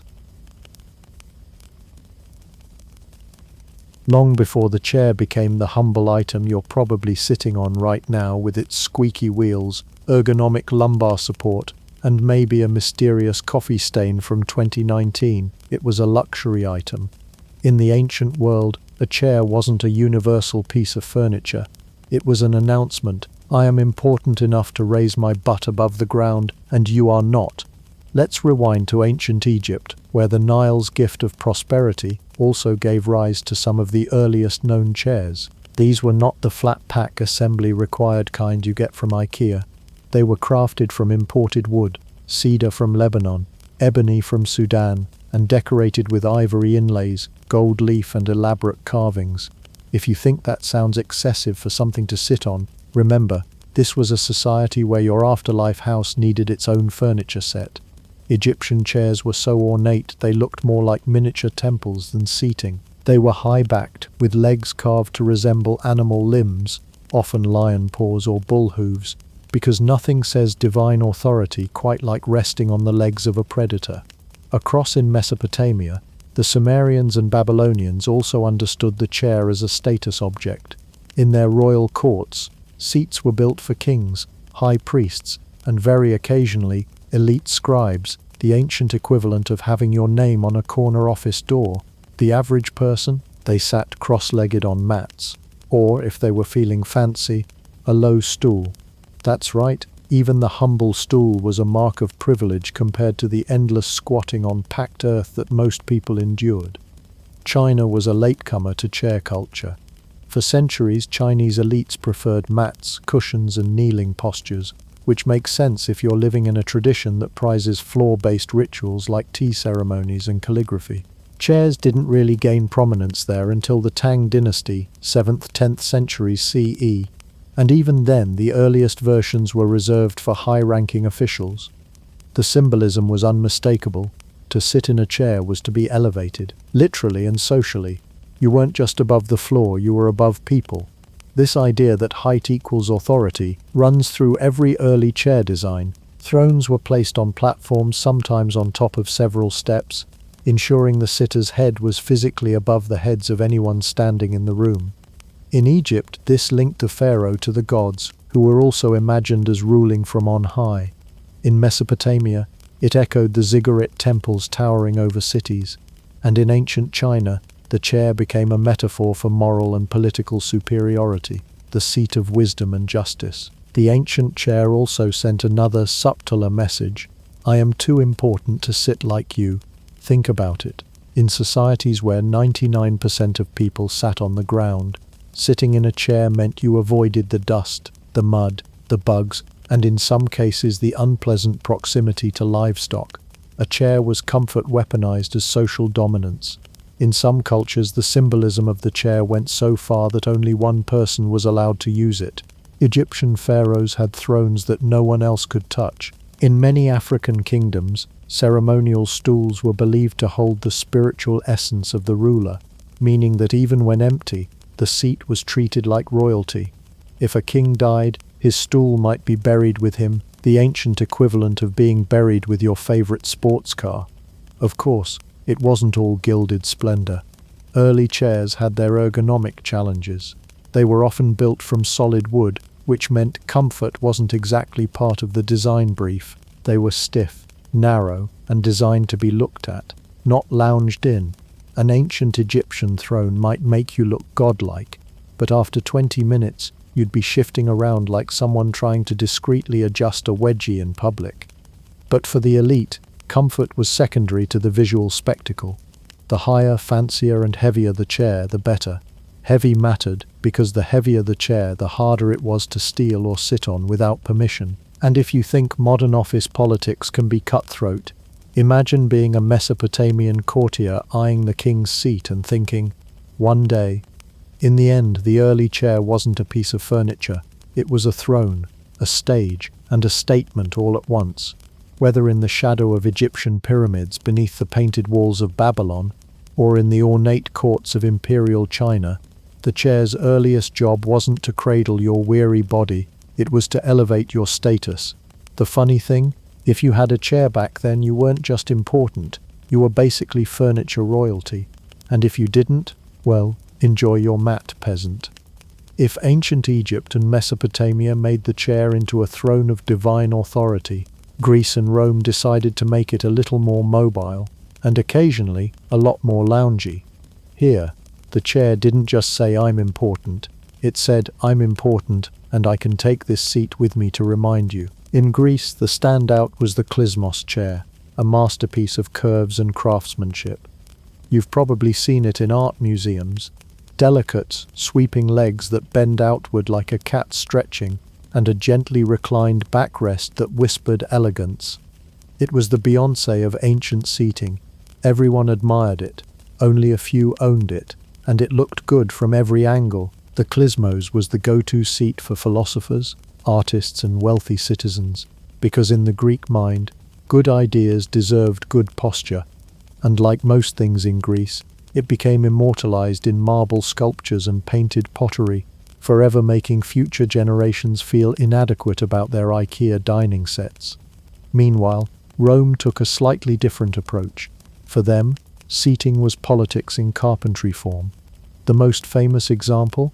The sella curulus, or curule seat. Imagine a folding stool made of ivory and bronze, reserved for magistrates, high-ranking officials, and the kind of people who didn't need to introduce themselves because their seating arrangement did the talking. The curule seat wasn't built for comfort, it was built for symbolism. It said, I can pass laws, levy taxes, and more importantly, I can fold this thing up and bring it to the Senate to remind you. In a way, it was the original portable status symbol, like a luxury handbag but with more political clout. Portability was key here. Folding chairs allowed rulers and officials to take their authority on the road. Heading to a military encampment? Bring the chair. Visiting a province? Bring the chair. Attending a public execution? You bet. Bring the chair. It wasn't just furniture, it was a mobile throne. The message was clear: wherever you sat, you ruled. But here's where Rome really veered from the straight-back tradition. They didn't always use chairs for sitting upright. In fact, in their most famous social gatherings, chairs were barely invited. At Roman banquets, guests reclined on couches, lecti arranged around a low table, propped up on one elbow, while slaves brought in dish after dish. The idea was that sitting upright to eat was for peasants and workdays. If you were wealthy, you dined while lounging horizontally, turning every meal into a leisurely affair that could last hours. This was less about ergonomics, and more about flaunting the fact that you had so much free time you could practically eat lying down. Greek dining customs were different. They did adopt reclining in their symposia, but the Romans turned it into a lifestyle, and as with most Roman habits, it was equal parts cultural statement and subtle flex. We conquered half the known world, and now we're going to conquer this roast pheasant without moving from this cushion. The contrast between the klizmos and the curule seat also revealed something deeper about the two civilizations.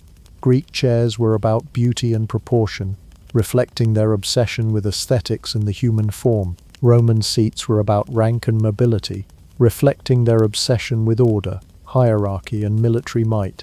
Both, however, shared one thing in common. They were tools of social division. Not everyone got a seat, and if you did, it told everyone exactly where you stood in the grand pecking order, or rather where you sat. And let's not forget the practical engineering behind these designs. Folding chairs like the curial seat were crafted with meticulous joinery, often with metal fittings that allowed them to collapse neatly. The portability made them useful in military campaigns, religious ceremonies, and even judicial proceedings in temporary outdoor courts. The craftsmanship was so refined that some of these chairs could last decades, serving multiple generations, a legacy of authority you could literally hand down like a scepter, but with somewhere to rest your backside. Roman innovation also extended to public seating, most famously in amphitheaters and circuses, where seating arrangements reinforced the social hierarchy on a massive scale. Senators and equestrians got the best spots, the middle classes got the next tier, and everyone else sat or stood in the cheap seats furthest from the action. Even here, the symbolism of where you sat mattered, and while you might not get to fold your section up and take it home, it was still a clear statement about your place in society. Roman dinner parties didn't have seating charts, they had lying down charts. Your spot on the couch said everything about your status. Too far from the host, you were practically invisible. Right next to them, you might wake up the next morning with a new political appointment or a dagger in your back. By the end of the Roman Empire, the fusion of Greek elegance and Roman authority had cemented the chair as both a practical object and a symbol of power. The klysmos would influence furniture design for centuries, while the curule seat would live on as a ceremonial prop in European courts, proof that sometimes the most powerful thing you can do is sit down, but make it political. If you were alive in the Middle Ages and dreaming of a comfortable seat, you might as well have been dreaming of flying. Both were equally unlikely unless you had a crown or a cathedral under your name. In medieval Europe, chairs were not just furniture, they were thrones in miniature, status proclamations in oak and walnut, declarations that the sitter was someone whose word could shape the fate of kingdoms. For most people, the concept of personal seating didn't exist. You had benches, stools, the ground, or if you were feeling extravagant, a rock. The word chair itself came to mean authority. The Latin cathedra, from which we get cathedral, literally means seat, and in the ecclesiastical sense it referred to the bishop's official chair, the symbol of his right to teach and lead his flock. When the Pope speaks ex cathedra, it doesn't mean he's perched on a kitchen stool, it means he's speaking with the full weight of his office. In castles, the chair of a state played a similar role. This was the lord's designated seat in the great hall, elevated on a dais and sometimes covered with a canopy to make the message clear. This person sits higher than you because they are higher than you. These chairs weren't exactly about comfort. Early medieval chairs of estate were often tall-backed, rigid, and made of heavy oak. They were designed for endurance, not relaxation.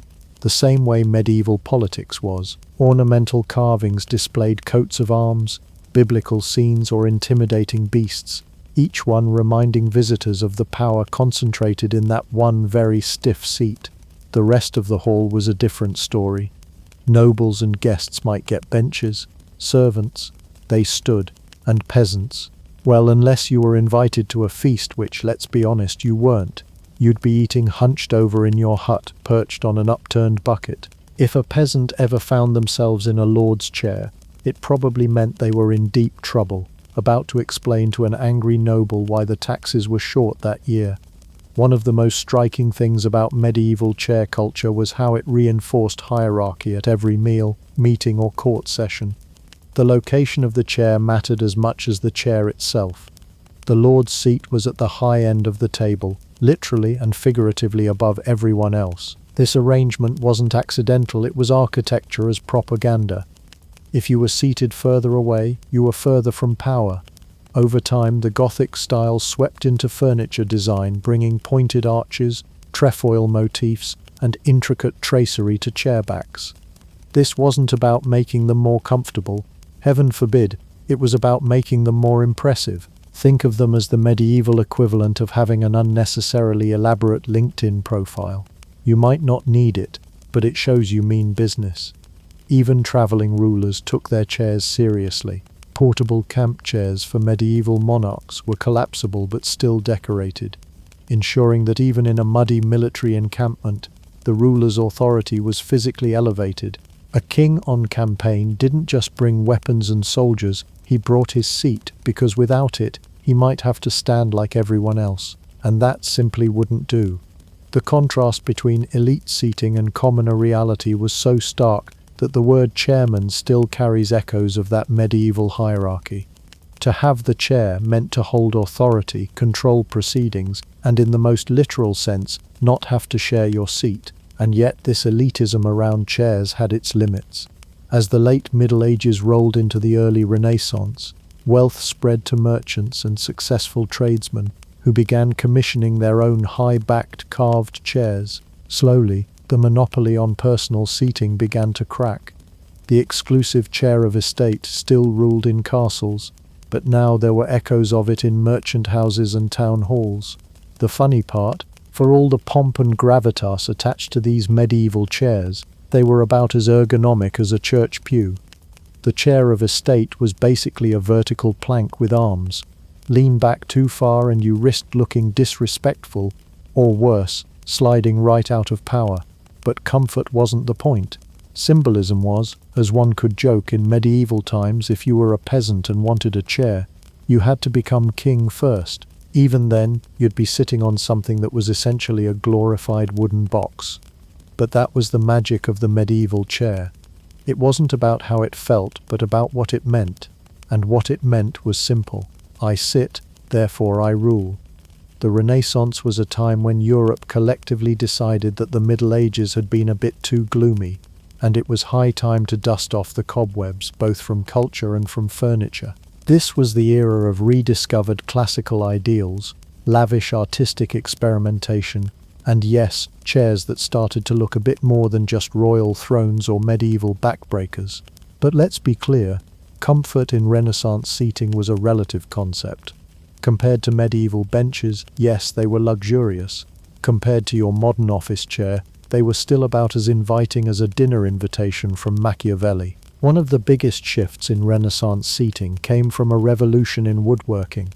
Artisans, now more skilled, and with access to better tools, began experimenting with intricate designs and joinery techniques borrowed from architectural trends of the time. Italian carvers in Florence and Venice, French craftsmen in Lyon, and Spanish furniture makers in Toledo competed for patrons who wanted their chairs to be works of art. Walnut became a favorite material. It was strong, easy to carve, and had a rich, warm tone that practically shouted, "I have money." Designs drew heavily from classical antiquity, with straight lines, scrolls, acanthus leaves, and mythological figures making frequent appearances. If the Middle Ages were about brute strength in furniture, the Renaissance was about finesse, furniture as an expression of intellectual and artistic refinement. Unfortunately, this refinement didn't necessarily extend to ergonomic design. Many of these chairs looked far better than they felt. Sitting in one for too long was a reminder that your wealth was on display, but so was your tolerance for numb legs. Another notable change was who got to sit in these chairs. The Middle Ages had made seating an exclusive perk of the nobility and clergy, but the Renaissance brought with it the rise of a powerful upper middle class, merchants, bankers, and professionals whose fortunes rivaled and occasionally surpassed those of the old aristocracy.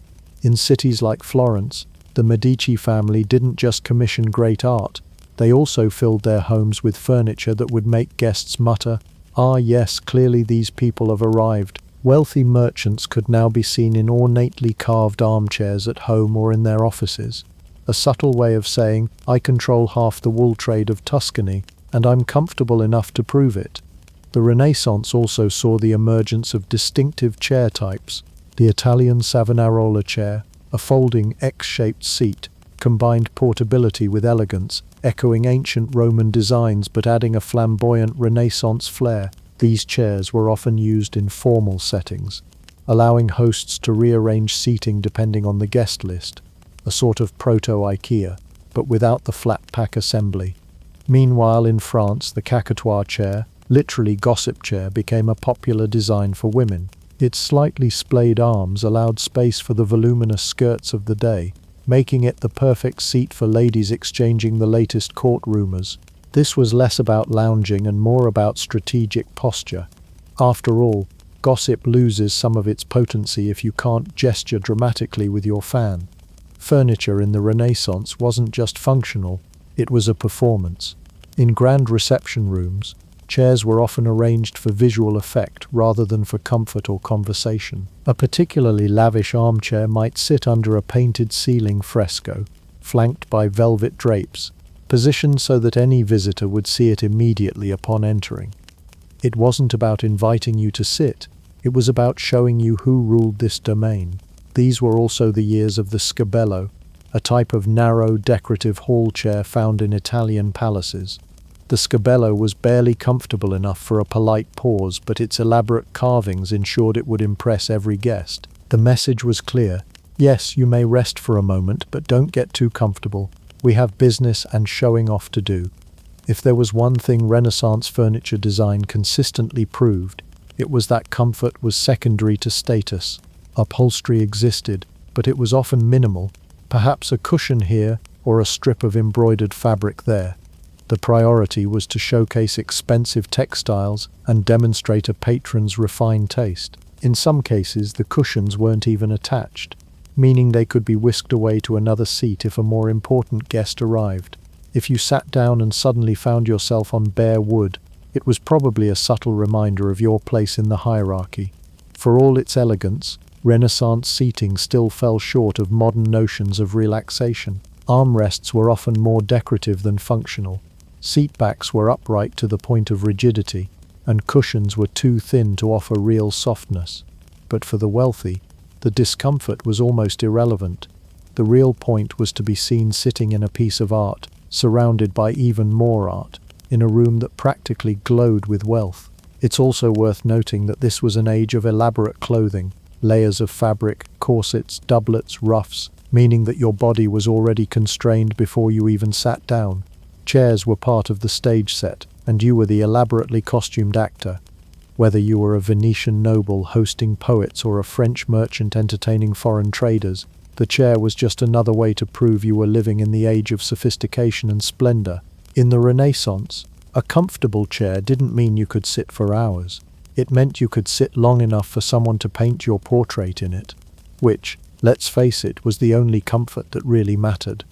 By the late 17th century, chairs in Europe had gone from being purely functional objects to becoming full-blown statements of personal grandeur. Nowhere was this transformation more gloriously over the top than in the court of Louis XIV, the Sun King, a man who looked at a perfectly good chair and thought, yes, but can it look more like the furniture equivalent of a gold-plated cathedral?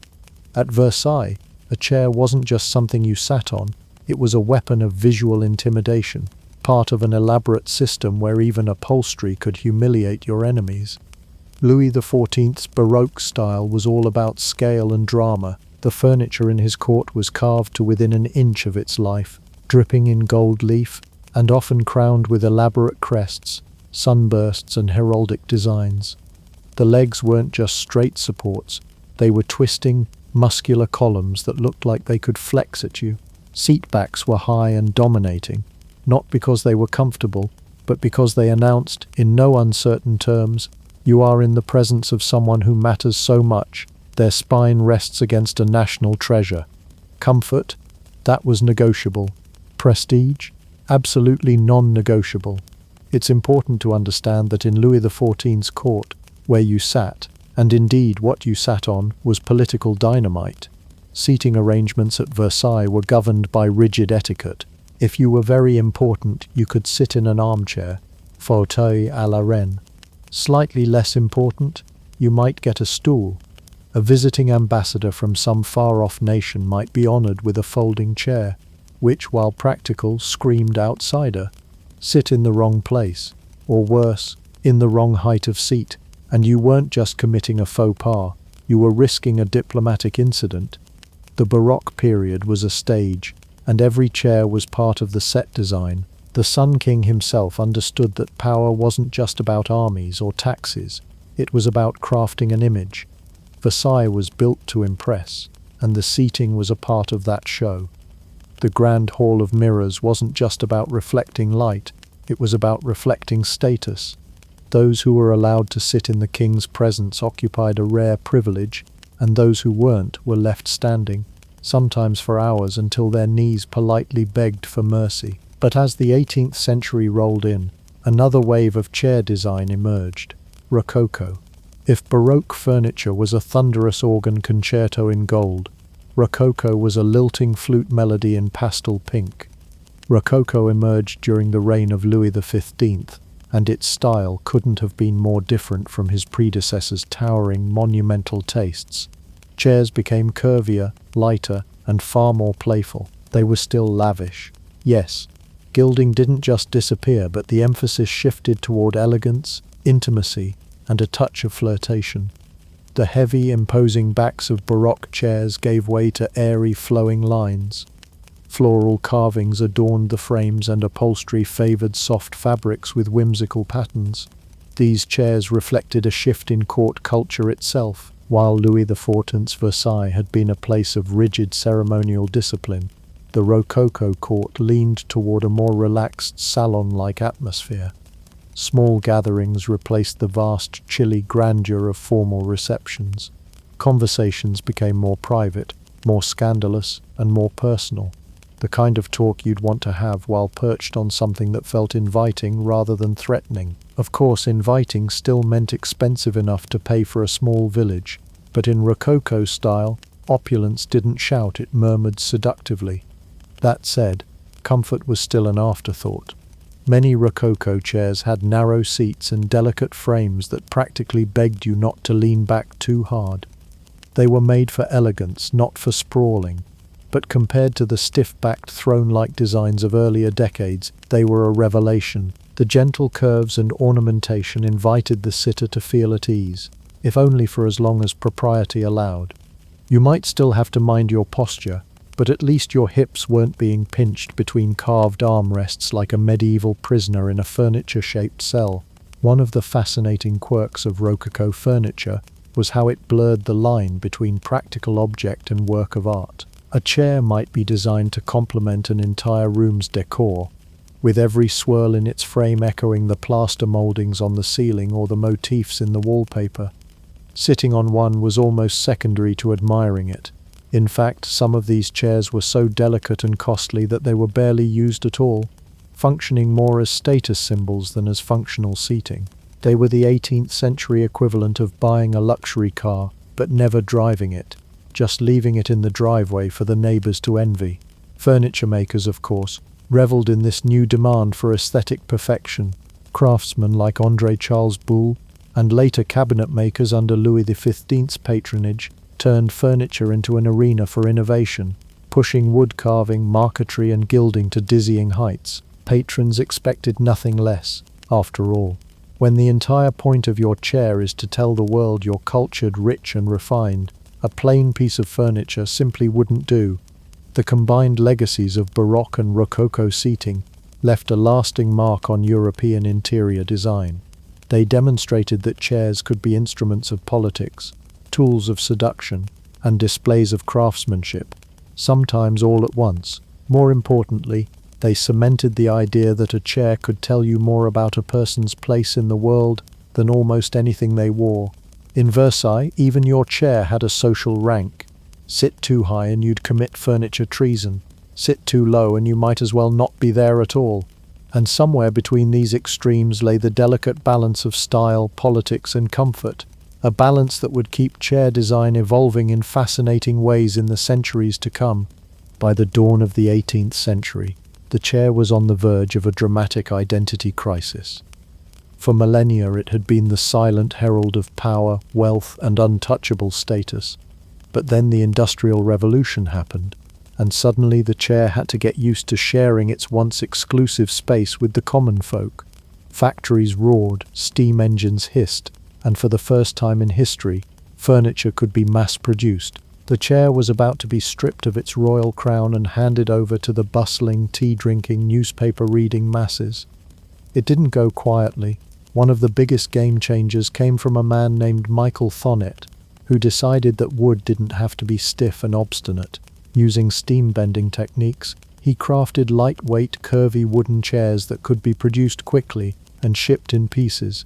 His most famous creation, the number 14 chair, was nicknamed the Chair of Chairs, not because it wore a little crown, but because it could be assembled in minutes, was inexpensive, and somehow worked in cafes, parlors, or train stations without looking out of place. For the first time, you didn't have to be a monarch to own a beautifully designed seat. You just had to have a few coins and a flat-pack delivery.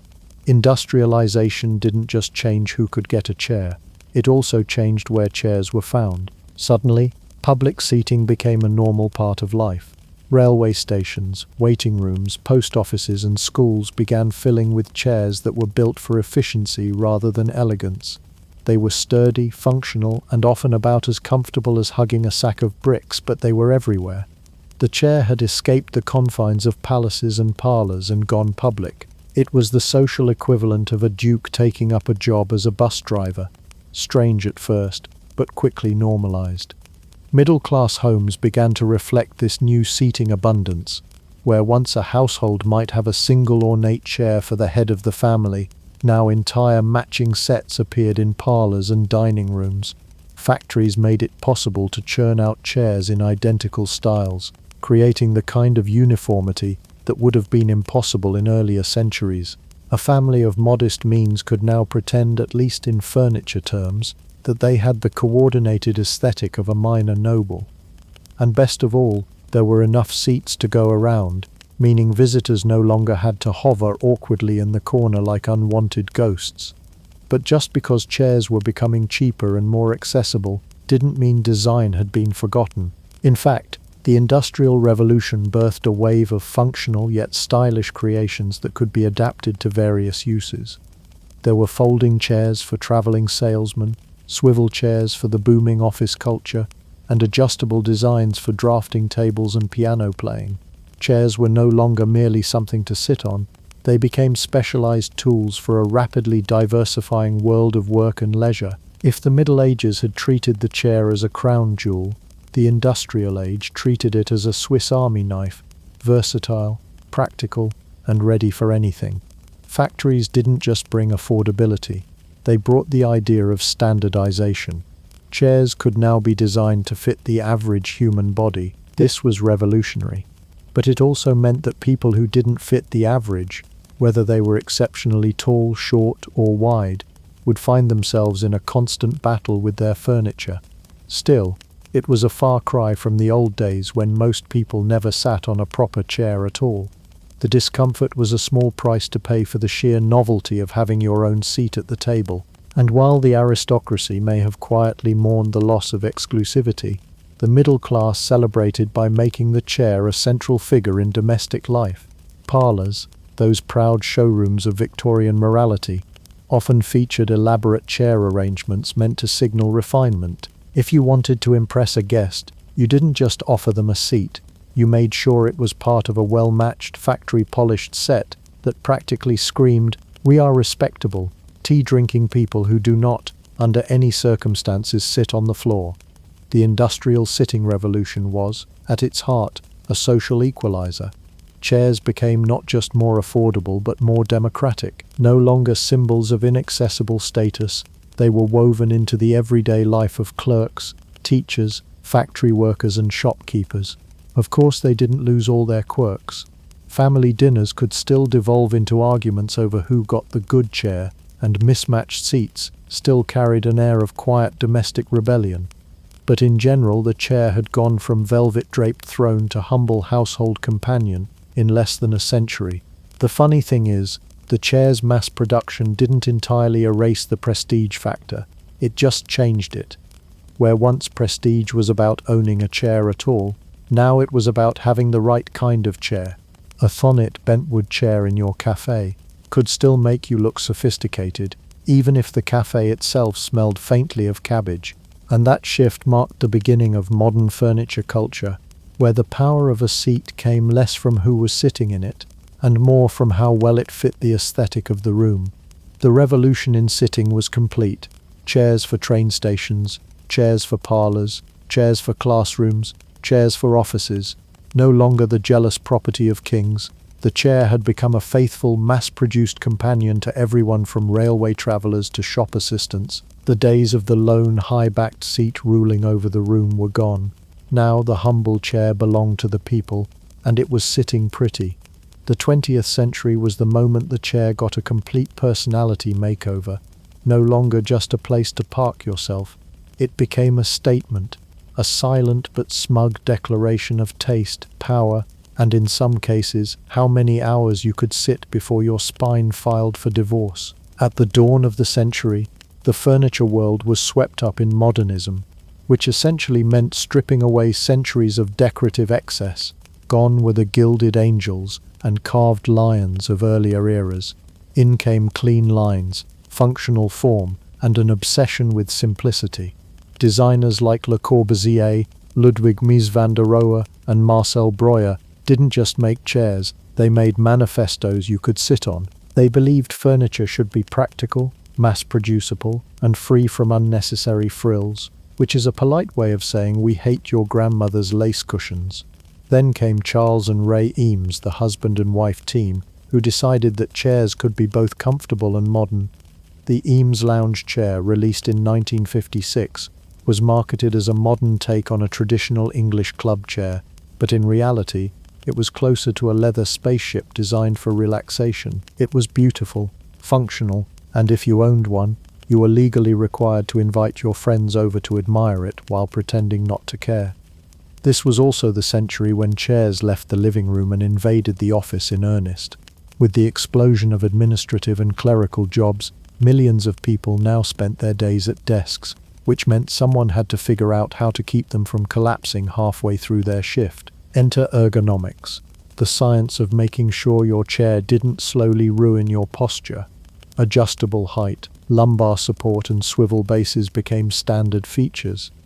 If the modernist designers had stripped chairs down to their purest forms, the office furniture industry promptly strapped them back up again with knobs, levers, and enough mechanical adjustments to make you feel like you were piloting a small submarine. And then there was the office chair power game. A corner office wasn't just about having windows, it was about having a chair that could double as a throne. CEOs sat in high-backed, padded monsters that looked like they could survive a small siege. Mid-level managers got functional but less imposing models, while interns were lucky to get something with all four legs still attached. The hierarchy was unspoken but obvious. The bigger and plusher your chair, the more important you were. In the corporate world, the chair also became a silent tool of intimidation. A swivel chair allowed a boss to slowly turn toward you during a meeting, a maneuver scientifically proven to increase your heart rate by 20%. Rolling your chair across the office floor added a dramatic flair to confrontations, especially if you timed it just right.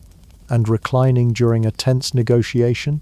That was a move so powerful it could only be deployed by those at the very top. Meanwhile, the 20th century also birthed seating icons outside of the workplace.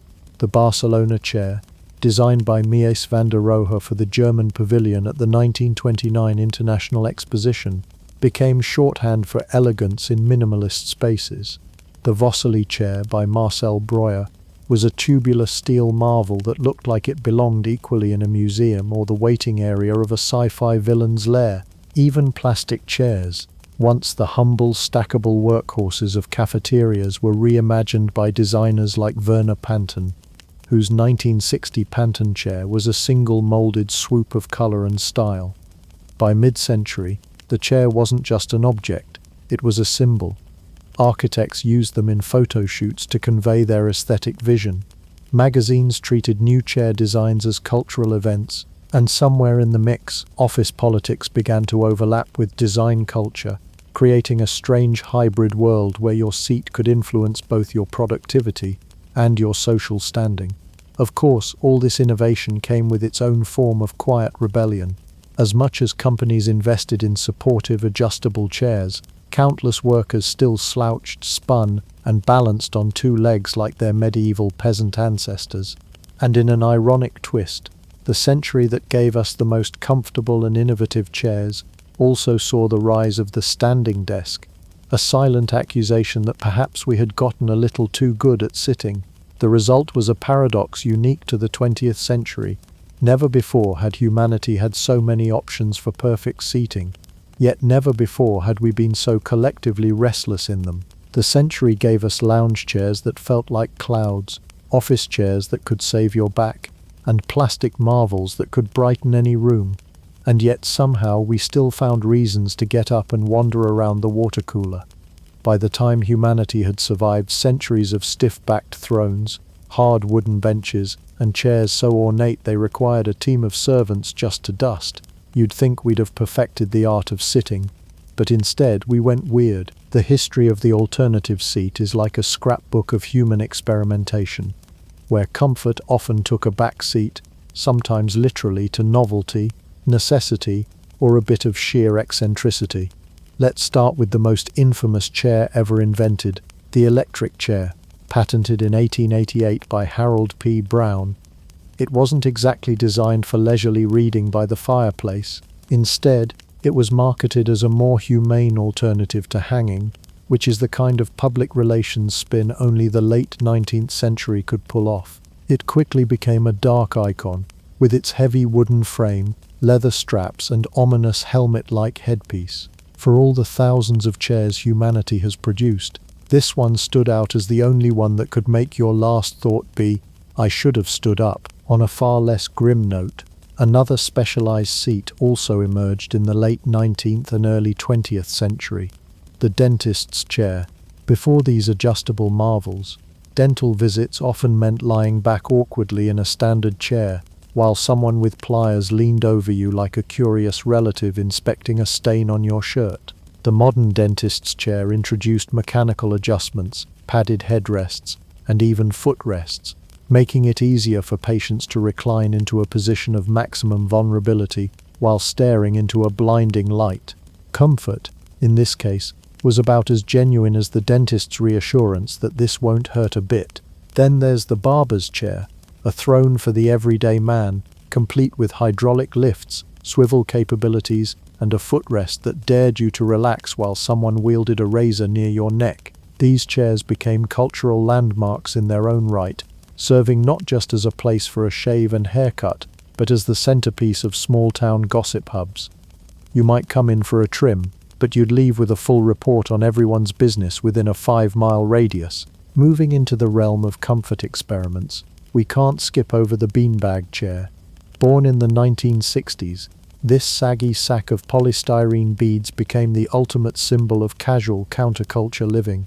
It was the anti-chair, no legs, no frame, just a blob you could mold into whatever shape suited you. Sitting in a beanbag meant accepting that getting up again would be a slow and undignified process, possibly requiring outside assistance. But the late 20th century also saw the birth of designs meant to address human posture, like kneeling chairs. Developed in the 1970s, these seats angled your thighs downward and forced your weight to distribute differently, promising to ease back pain.